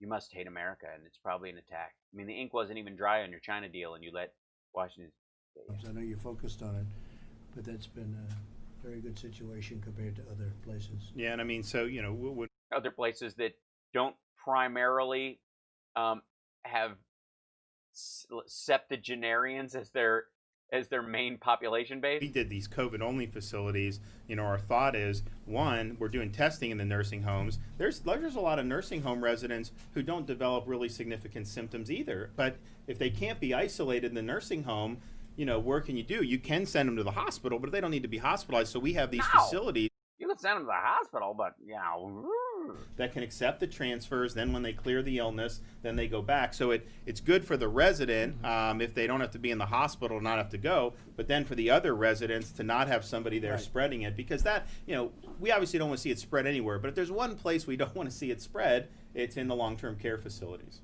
Well, that's been the long-term care facilities. You mean the care facilities you never leave? I love that. It's one of my favorite new euphemisms. Long-term care. You're not leaving. This is short-term care means you're in here for a little while and then you go about your business. Long-term care means you're here for the run. Really an amazing. Yeah, they mean hotel. Good job. Kathleen? Please. Night, Jim. Thank you, Mr. President. It's an honor to be here. Sorry to keep you guys up, but we're just hanging out. You know, I want to thank you and your administration and the governor and his administration. I've had the wonderful privilege of serving. Of winning the Megyn Kelly lookalike contest down here in Palm Beach 3 years in a As row. a mayor of a city and then the House of Representatives and now as a county commissioner. And I've always held very tight to. Is that going up or down on the ladder of, well, it depends. Home rule. And I think that. This is not, I'm live, Noel. Yes, welcome. How are you? Good morning. Bunch of. Our success, particularly in Florida, is because you left it to the local communities to determine what was right for each You left this on. You didn't come in here and screw the pooch. individual community. You didn't have Jared Kushner come in and buy all of our supplies. And I think that way we were able to strategically come up with our approach that would really be comprehensive. And when we needed help, Governor, your departments were there. They were right there to help us. And the CARES Act that we received, $170 million, helped us not only prepare for PPE and do training and testing, but we've done a lot of training in every single nursing home, and that's something where ACA really stepped up and helped us with and made sure that we had teeth. Oh, you mean the bill the Democrats put together and passed the House and the Senate overwhelmingly and veto-proof, actually. But please, thank him for that. We could go in there. Which, by the way, we need to double. And really ensure that they allowed us in, because at first they didn't even allow us in. So so providing the resources has been great, but allowing us the autonomy to come up with a plan that's individualized for each individual. They got $179 million. County, I think, is for that one county. The best way to attack this approach. So I really appreciate kind of taking the hand. See, they had Savage Salvation. Thank you, Benny Loco. You are. No, she's like a local county commissioner, but she's pro-Trump, so they brought her in, and it's a small little area. I don't know who else they're talking to. Who's this dude? Point that you continue to hammer along with the senator, and it's one that we here in Florida have to continue to voice as well. But in Miami, the assistance has been so important, specifically when it comes to the elderly population. Excuse me. The worst thing anyone can hear is I'm from the federal government and I'm here to help you. I mean, that's been an applause line and a laugh line since Reagan for Republicans. This is all a lie. I think there's a stat that I had seen. Why is Scott and Azar wearing masks, but Trump and this dude aren't? A couple days ago that stuck in my mind, which was roughly around $80 million has been used for meal assistance for the elderly. And I have a very elderly population in my district. Weird. And that comes out to about 9 million meals for individuals that are not able to go out for reasons that are private to their own, but nonetheless. No, they're pretty obvious. They're not able to go out because of private reasons. Wait, they refuse to wear pants? Is it because of their privates? Is this a Florida man problem? Wouldn't be possible without your leadership. So on behalf of Miami, we want to say thank you very much. And once again, welcome back home to Florida. That welcome on the way over here. I've never been a part of a motorcade, Mr. President, but I got chills. The love here for you is very real. It was an amazing group of people, wasn't it? Yes, sir. As long as we rode, and we rode a long time, we had tremendous crowds, and we appreciate it, and we love Miami. We'll take care of it. Okay? Yes, sir. Great job you're doing. Do you have any questions, please? For Oh, no. There's going to be questions. Christ, I thought we were getting out of here. Anybody? Mr. President, Mr. President, Mr. President. You're not far from Ghislaine Maxwell's house. Are you planning on going by there with a shovel later, or do you just know the safe code? How concerned are you about your political standing in Florida, given the number of deaths we've been seeing in recent days? Those people were probably Democrats. Most of them got me coffee. If they died of it, it's because they're weak. They're weak. You know, kids have strong immune systems. You know, the kids are all right. But old people with weak immune systems, who wants their vote anyways? Well, based on the polls, I'm doing very well in Florida, and the local government is doing a fantastic job. I think we're doing really a fantastic job, and we're getting everything that they need. If I do say so myself, I'm doing fantastic. Oh, Connie, thank you, Benny Loco. For the most part, had it anyway. We had it all stocked up and stacked up, and you remember... Stoked up and stacked up and stocked up? Used to say the cupboards were bare federally. Yeah, the cupboards were bare. And you left them that way for 3.5 years because you didn't plan ahead. It's almost like you bankrupt 6 entire companies in a casino. From the, by the way, they weren't bare. Federal standpoint, we had very empty cupboards. No, we didn't. Whether it was we only had 6 million tons of PPE and drugs. Military or the cupboards for medical, they were bare. And Ron, I think Ron and Rick would both say we've really supplied you with a lot, not only having to do with the medical and the COVID, but having to do with a lot more, in particular some of the hurricanes. Your time and your time. What do you do? What did you do? Supply them with Sharpies? All you got to do is draw a different path and it'll just float away. It's kind of a Marianne Williamson thing. Some really bad ones, and we came through, so... Yeah, he's very sweaty, and they're indoors. The polls are looking very good, and I think when you see those crowds of people along the roads... That's enough for you. There's boaters, bikers, boaters, and people with signs. There's a very good feeling. But what about the number of deaths we've seen in recent days? Well, I hate it anywhere, but if you look at other countries are doing terribly. This is a horrible disease. This is a disease that should have never happened. It's something never should have been allowed to get out of China, but it did. It came here, it went to Europe, it went all over the world. Why did you let it out of Washington State, you bastard? It's in 188 countries. Right. Are you president of any of those other countries? And if so, why haven't you told us till now? And I will So say this proportionately, relatively, when you look at your nursing home situation, it's a tribute to your governor and government, the job they've done. You've done a really great job, and you have a very big nursing. Why? Why would you say that if their cases are spiking? No population. You've done a fantastic job. So I think we're doing really well in Florida. Yeah. Mr. President, you told Access. You're not, though. He asked you what you're going to do because you're not. In an interview earlier this week, that you Cheers, Howling Naked. did not bring up the intelligence assessment Good night, with your colleagues Naked with Crinkles. Vladimir Putin that they had been placing bounties on our soldiers' heads. You said it was because no one had brought it to your attention, but it wasn't your presidential daily briefing. Have you been reading that briefing every day?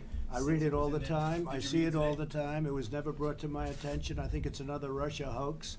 They've been giving me the Russia hoax, Shifty Schiff, and all these characters from the day I got here. And it was in your PDB. That's what he's saying. Please say it was not in my PDB. If it wasn't drawn to your attention, that means you only read the parts of your president's daily brief that are brought to your attention, which means somebody has to underline it for you or point at it during the meeting or slap your face and wake you up and go, hey, we're not done. We're working with Russia right now on a non-proliferation agreement, nuclear. We had one, and you let it expire. Non-proliferation, and we can get something like that. It'd be great, but it was. We had something like that. You let it expire. Brought to my attention, and because it didn't reach the level, there were a lot of people, including Democrats, that said it never took place. If it. Yeah, they wouldn't know. Was it in your president's daily brief? Say it. To take place, it would have been brought to my attention, and I would. If it was in your PDB, it was brought to your attention, which means, do you only read the parts of your PDB that someone underlines or points out to you specifically? Take very strong action. There's been nobody tougher with Russia or China. No, the government, our government has passed more sanctions from the Senate and the House against Russia than any other time in history because they have ramped up their attacks. You had to sign them. Than I have, not even by a long shot. When you look at oh yeah, by a long shot. All the things you had to sign in place were passed under Obama. What we've done compared to the past administrations, It's not even a contest. Yeah, they weren't screwing with the election under Bush or Obama. We've been very tough on Russia. They weren't helping Mitt Romney or McCain or John Kerry or George H.W. Bush or Barack Obama or Clinton or Gore's campaigns. They were helping yours. With the sanctions and so many other things, including letting people know that we're not so happy about what's going on with NATO and the oil, but... Yeah, right. Ask him about Russian bounties and the fact that it was in his PDB, and he'll go to, we're not happy about NATO. How the shit? Speaking of NATO, we've raised $130 billion a year from countries, as you know, from our partners with NATO. 28 countries. We had 7 that were paid up. Now we have a very much bigger number. We're getting $130 billion more. That's going to $400 billion. And that's money to really protect themselves, for the most part, against Russia. So nobody's done more against Russia, but it was never brought to my attention, and it... I was just busy pantsing Ukraine and making sure that Russia's pipelines are secure. Perhaps it wasn't brought because they didn't consider it to be real. They were. It was in your PDB. That's what he said. And if it is brought to my attention, I'll do something about it. Mr. President. It was just brought to your attention. He brought it to your attention. Did you ask your staff about this? Did you explore it? What's the new healthcare plan that's coming on Sunday? Well, we're going to be doing a health care plan. We're going to be doing a very inclusive health care plan. I'll be signing it sometime very soon. You said 2 weeks when you spoke. It might be Sunday, but it's going to be very soon. We're also doing a full immigration plan. Yeah, that's going to be done. He's just going to sign, as an executive order, he's just going to sign the immigration plan that's been floundering in the Senate that the Democrats passed, that Mitch McConnell won't bring to the floor. He's just going to sign it as an executive order and call it a day. He's just going to start signing laws that haven't passed Congress. Is this what we're doing? Take care of a lot of things that for 25 years they've been trying to get an immigration plan. We're going to be doing... Yeah, it's weird. And Mitch McConnell won't bring it to the floor. That's so odd. Merit-based immigration, I'm sure you'd be happy to hear that, but it's merit-based, very powerfully merit-based. It's going to be very inclusive. It's going to cover just about everything that most people would have said couldn't happen, and will be released. You mean like aliens? Like real aliens? Couldn't happen? Like we reverse gravity, or that the oceans switch place with the land?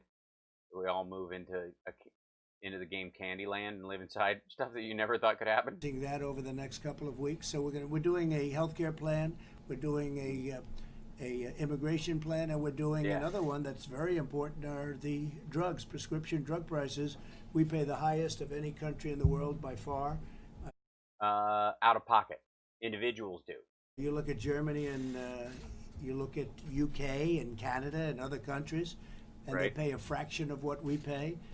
No, they buy in bulk and they buy generic. And we're doing a series of signatures, which I've done, and one goes into effect very series of signatures soon. But we're basically it's government by autograph. Matching grants and also turn up the radio of things that are going to bring our drug prices down at levels that nobody ever thought possible. You mean benzos and Adderall and codeine and Cialis and cocaine and meth? I don't know. I'd need the list from Noel, the dude who used to work on The Apprentice. We're doing things that nobody ever thought possible. The bad. You defying gravity. We're flying. We're literally flying. Nobody thought this was possible. No, a lot of people thought it was possible. That's why it's been in bills. Is the pharmaceutical companies aren't exactly in love with Donald Trump, and they'll advertise. They've already started it. I see they've already started. I've seen the ads. And anytime you see an ad from a pharmaceutical company against me, you know that means the drug prices are coming down. But they're going to be coming down to a level that nobody ever thought possible. We are, as an example, Germany has very low prices, and that's weird. We have very high prices. I thought they were run very poorly. Many times the amount. And we're doing, we have to get, no matter what the price, lowest price in the world, that's what they have to give us. And right now we have by far the highest price in the world. We're going to allow states like Florida to go to Canada and to buy. Their prices are much lower than ours, so they're going to be able to buy directly from Canada rather than going through their traditional sources. And I think in the state of Florida, what will that cut the Can we ask Mitch McConnell about this? prescription drug prices? Well, I mean, it depends on the drug, but there were some when we were doing the bill that you could get for 75% less in terms of what Canada would charge. How about that? 75% less. So they're going to be buying it approximately 75% less. What we're doing really, which is the most, we're doing rebates, and the rebates are going to go to the people, and they're going to go in the form of drug reduction, drug price reduction. Right. So you lower the price, but the government is paying the drug manufacturer the full price. Rebates. But we're doing something called favored nations, and nobody. You buy it from the drug company for full price, and we'll pay you a portion of the drug's cost to mitigate the cost. A rebate. The drug companies get paid full price. Their drug prices haven't gone down, and the taxpayer subsidizes drugs chosen by the government for subsidy. And only those. Thought anybody would ever do that. But look, I want what's right for the people, and it's been very unfair. So favored nations, meaning if another nation's paying lower and another nation's paying even lower than that, we take the lowest nation in the world, and that's what we have to pay. Yeah, there was language about that in the ACA, and Republicans had it stripped out. Right now, we're paying many times the lowest nation in the world. You have some of these socialistic or well, I guess you could say socialistic nations, they have drugs at a low price. Well, we'll use that to our advantage because we'll Oh, really? Why would they have drugs at a lower price? I thought the market would handle that. be getting the price that they have. Now, what's going to happen is their price will probably have to go up, and our price will go way down. And I could see 50, 60, 70%, maybe more than that, reduction in prices, and no other president will ever do that. And the heat I've taken in the last couple of weeks because of that is Yeah, it's not because of that. unbelievable. Because you wished Ghislaine Maxwell well in her court case fighting her rape charges. Frankly, the ads I've taken are unbelievable. It's sort of incredible. You see drug companies taking these massive When ads. we did our bill, I've never seen more ads in Florida, but the pharmaceutical was doing. I mean, I have young kids. I'm watching like Paw Patrol with them, and it goes to commercial, and it's saying that Florida, they're going to bring in all these drugs from Djibouti that's going to kill everybody. So, I mean, it was unbelievable how they papered the airway. Where are we getting these drugs? From Djibouti. Moon River. Kind of dispensary. A lot of money. You're buying the same drug that you paid a fortune for half the price, maybe better than that even. And the exact same drug made maybe in the same factory, the same company. Maybe. And you're going to be paying. We paid. You know how cheap the tests we got from China through the Middle East were? $55 million. We didn't even have to end up paying for it. A fraction of the price. But the drug companies are not happy. And look, we want them to be happy. We want them to do well with the vaccines. We want them to do well with everything. But so we're preloading buying them. What we do is we pay them off for a vaccine they haven't made, and then we pay them when they make the vaccine, and then we pay them for doses if it continues to work, and that cuts the price of how much they have to sell their other drugs for to make a profit, and therefore they can give me a kickback in lowering those drug prices to help me get reelected, and then I blow this off after I get reelected. See how that works? they've made a fortune, and that's why they can afford the ads, that's for sure.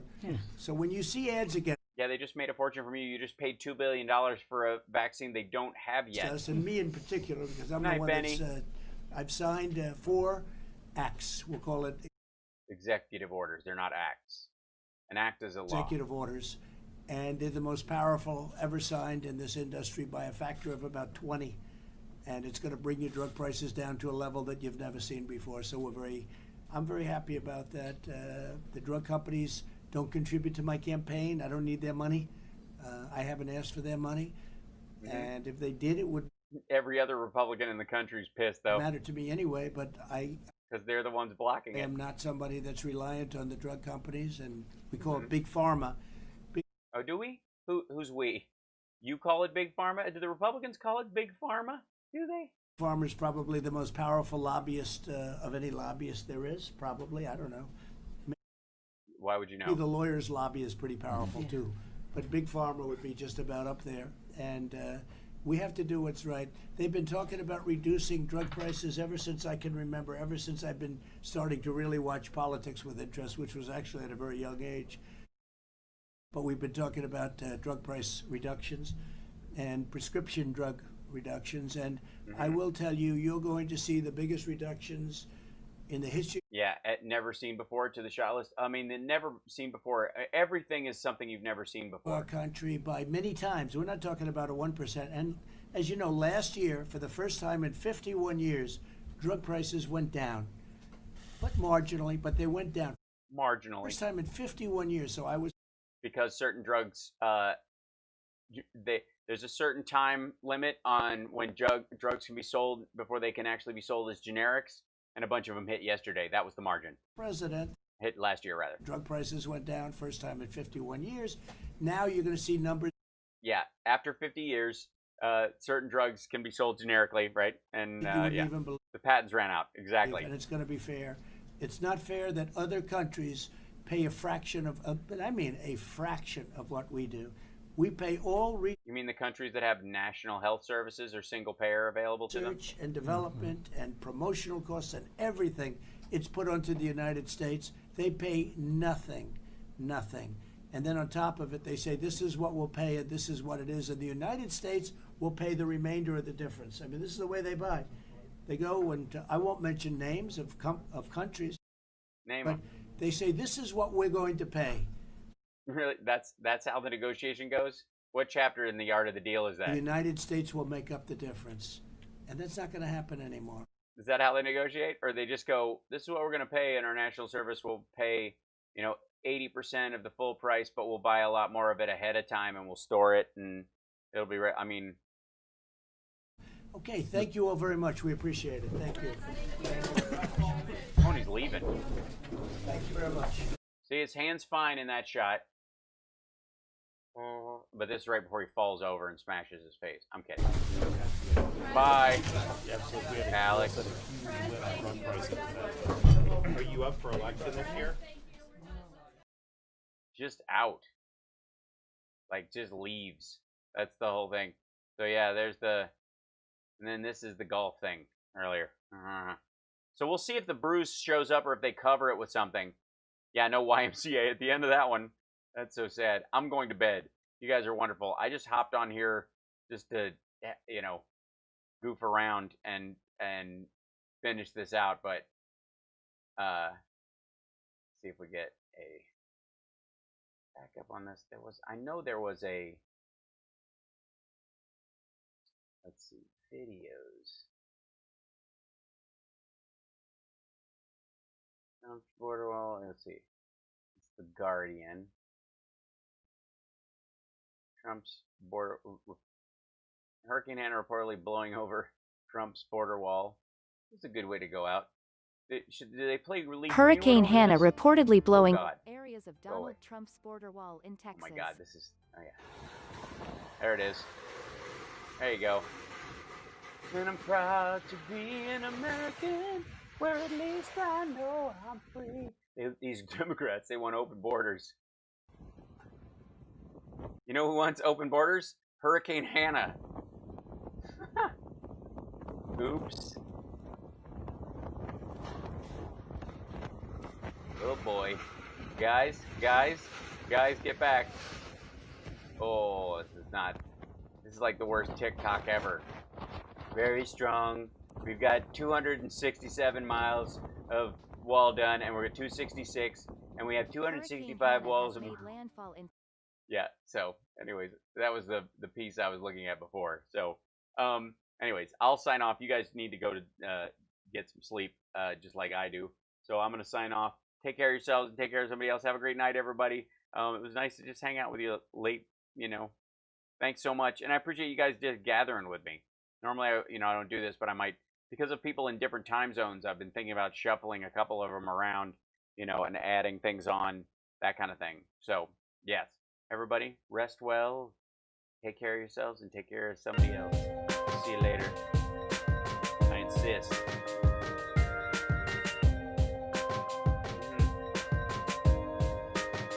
Oh, my software is hooked up, so it's just you and me signing out this way. He thinks I made it up. Unbelievable.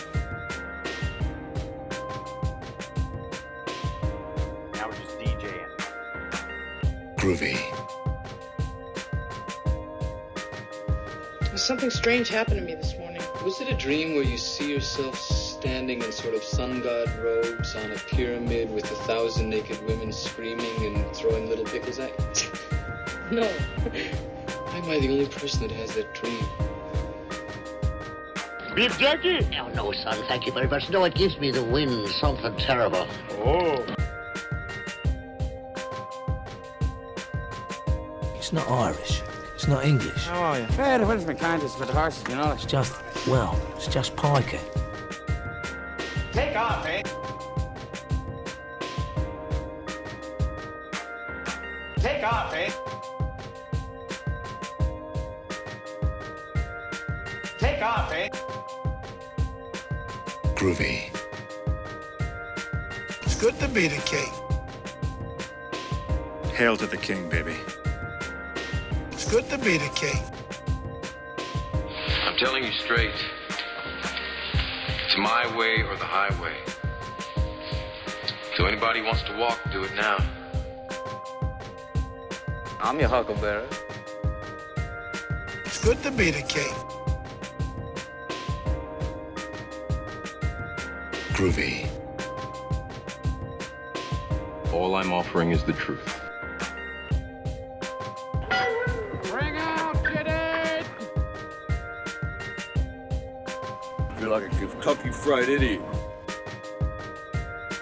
Gentlemen, you can't fight in here. This is the war room. Heat! Hunt! No! Well, it's a well-known fact, Sonny Jim, that there's a secret society of the 5 wealthiest people in the world, known as the Pentaverate, who run everything in the world, including the newspapers, and meet tri-annually at a secret country mansion in Colorado known as the Meadows. So who's in this Pentaverate? The Queen, the Vatican, the Gettys, the Rothschilds, and Colonel Sanders before he went tits up. So that's the kind of fight it's gonna be. Diet Coke! Did you have shade? Did you have shade? Did you have shade? Leon's getting larger. Soon we will leave this lame planet and fly through outer space with cool aliens who like us. It is going to be awesome! Zoltan!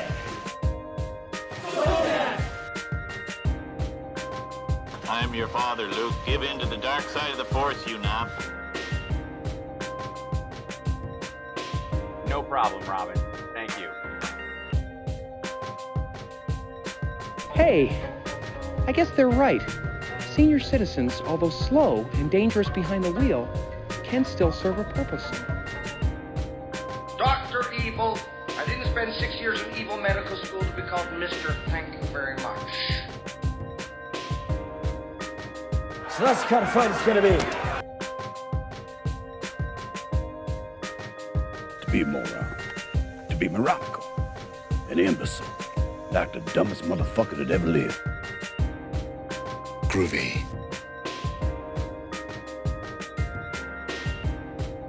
I try to throw a wide variety of stuff in there.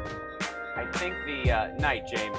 I think the stuff from Jerry Blank and Strangers with Candy is probably the most obscure. Maybe. I guess what I learned most of all was that you should always take responsibility for your actions, unless you don't have to. I never realized how much my advice could hurt people until my advice hurt me. Or perhaps Nick Cage in Vampire. I couldn't think of a more horrible job if I wanted to. And you have to do it. Am I getting through to you? Over! How, in the Texas butthole did you get out of your cell? Just follow the money.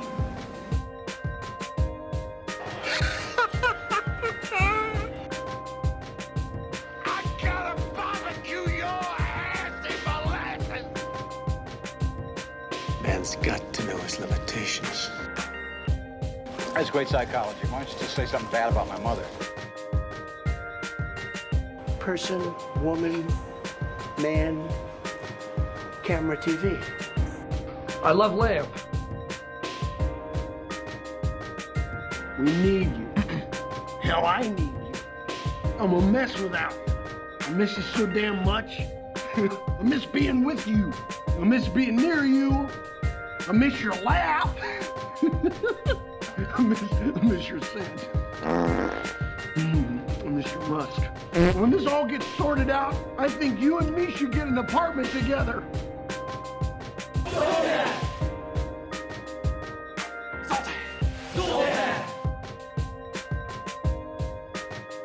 All right, I'm signing off. You guys are wonderful. Have a great night. I've got to cut out of here the old-fashioned way because my closing screen won't work. So, have a great night. Sleep well. Thanks for hanging out, guys. A little Saturday night late hangout. We can do this occasionally, you know, occasionally.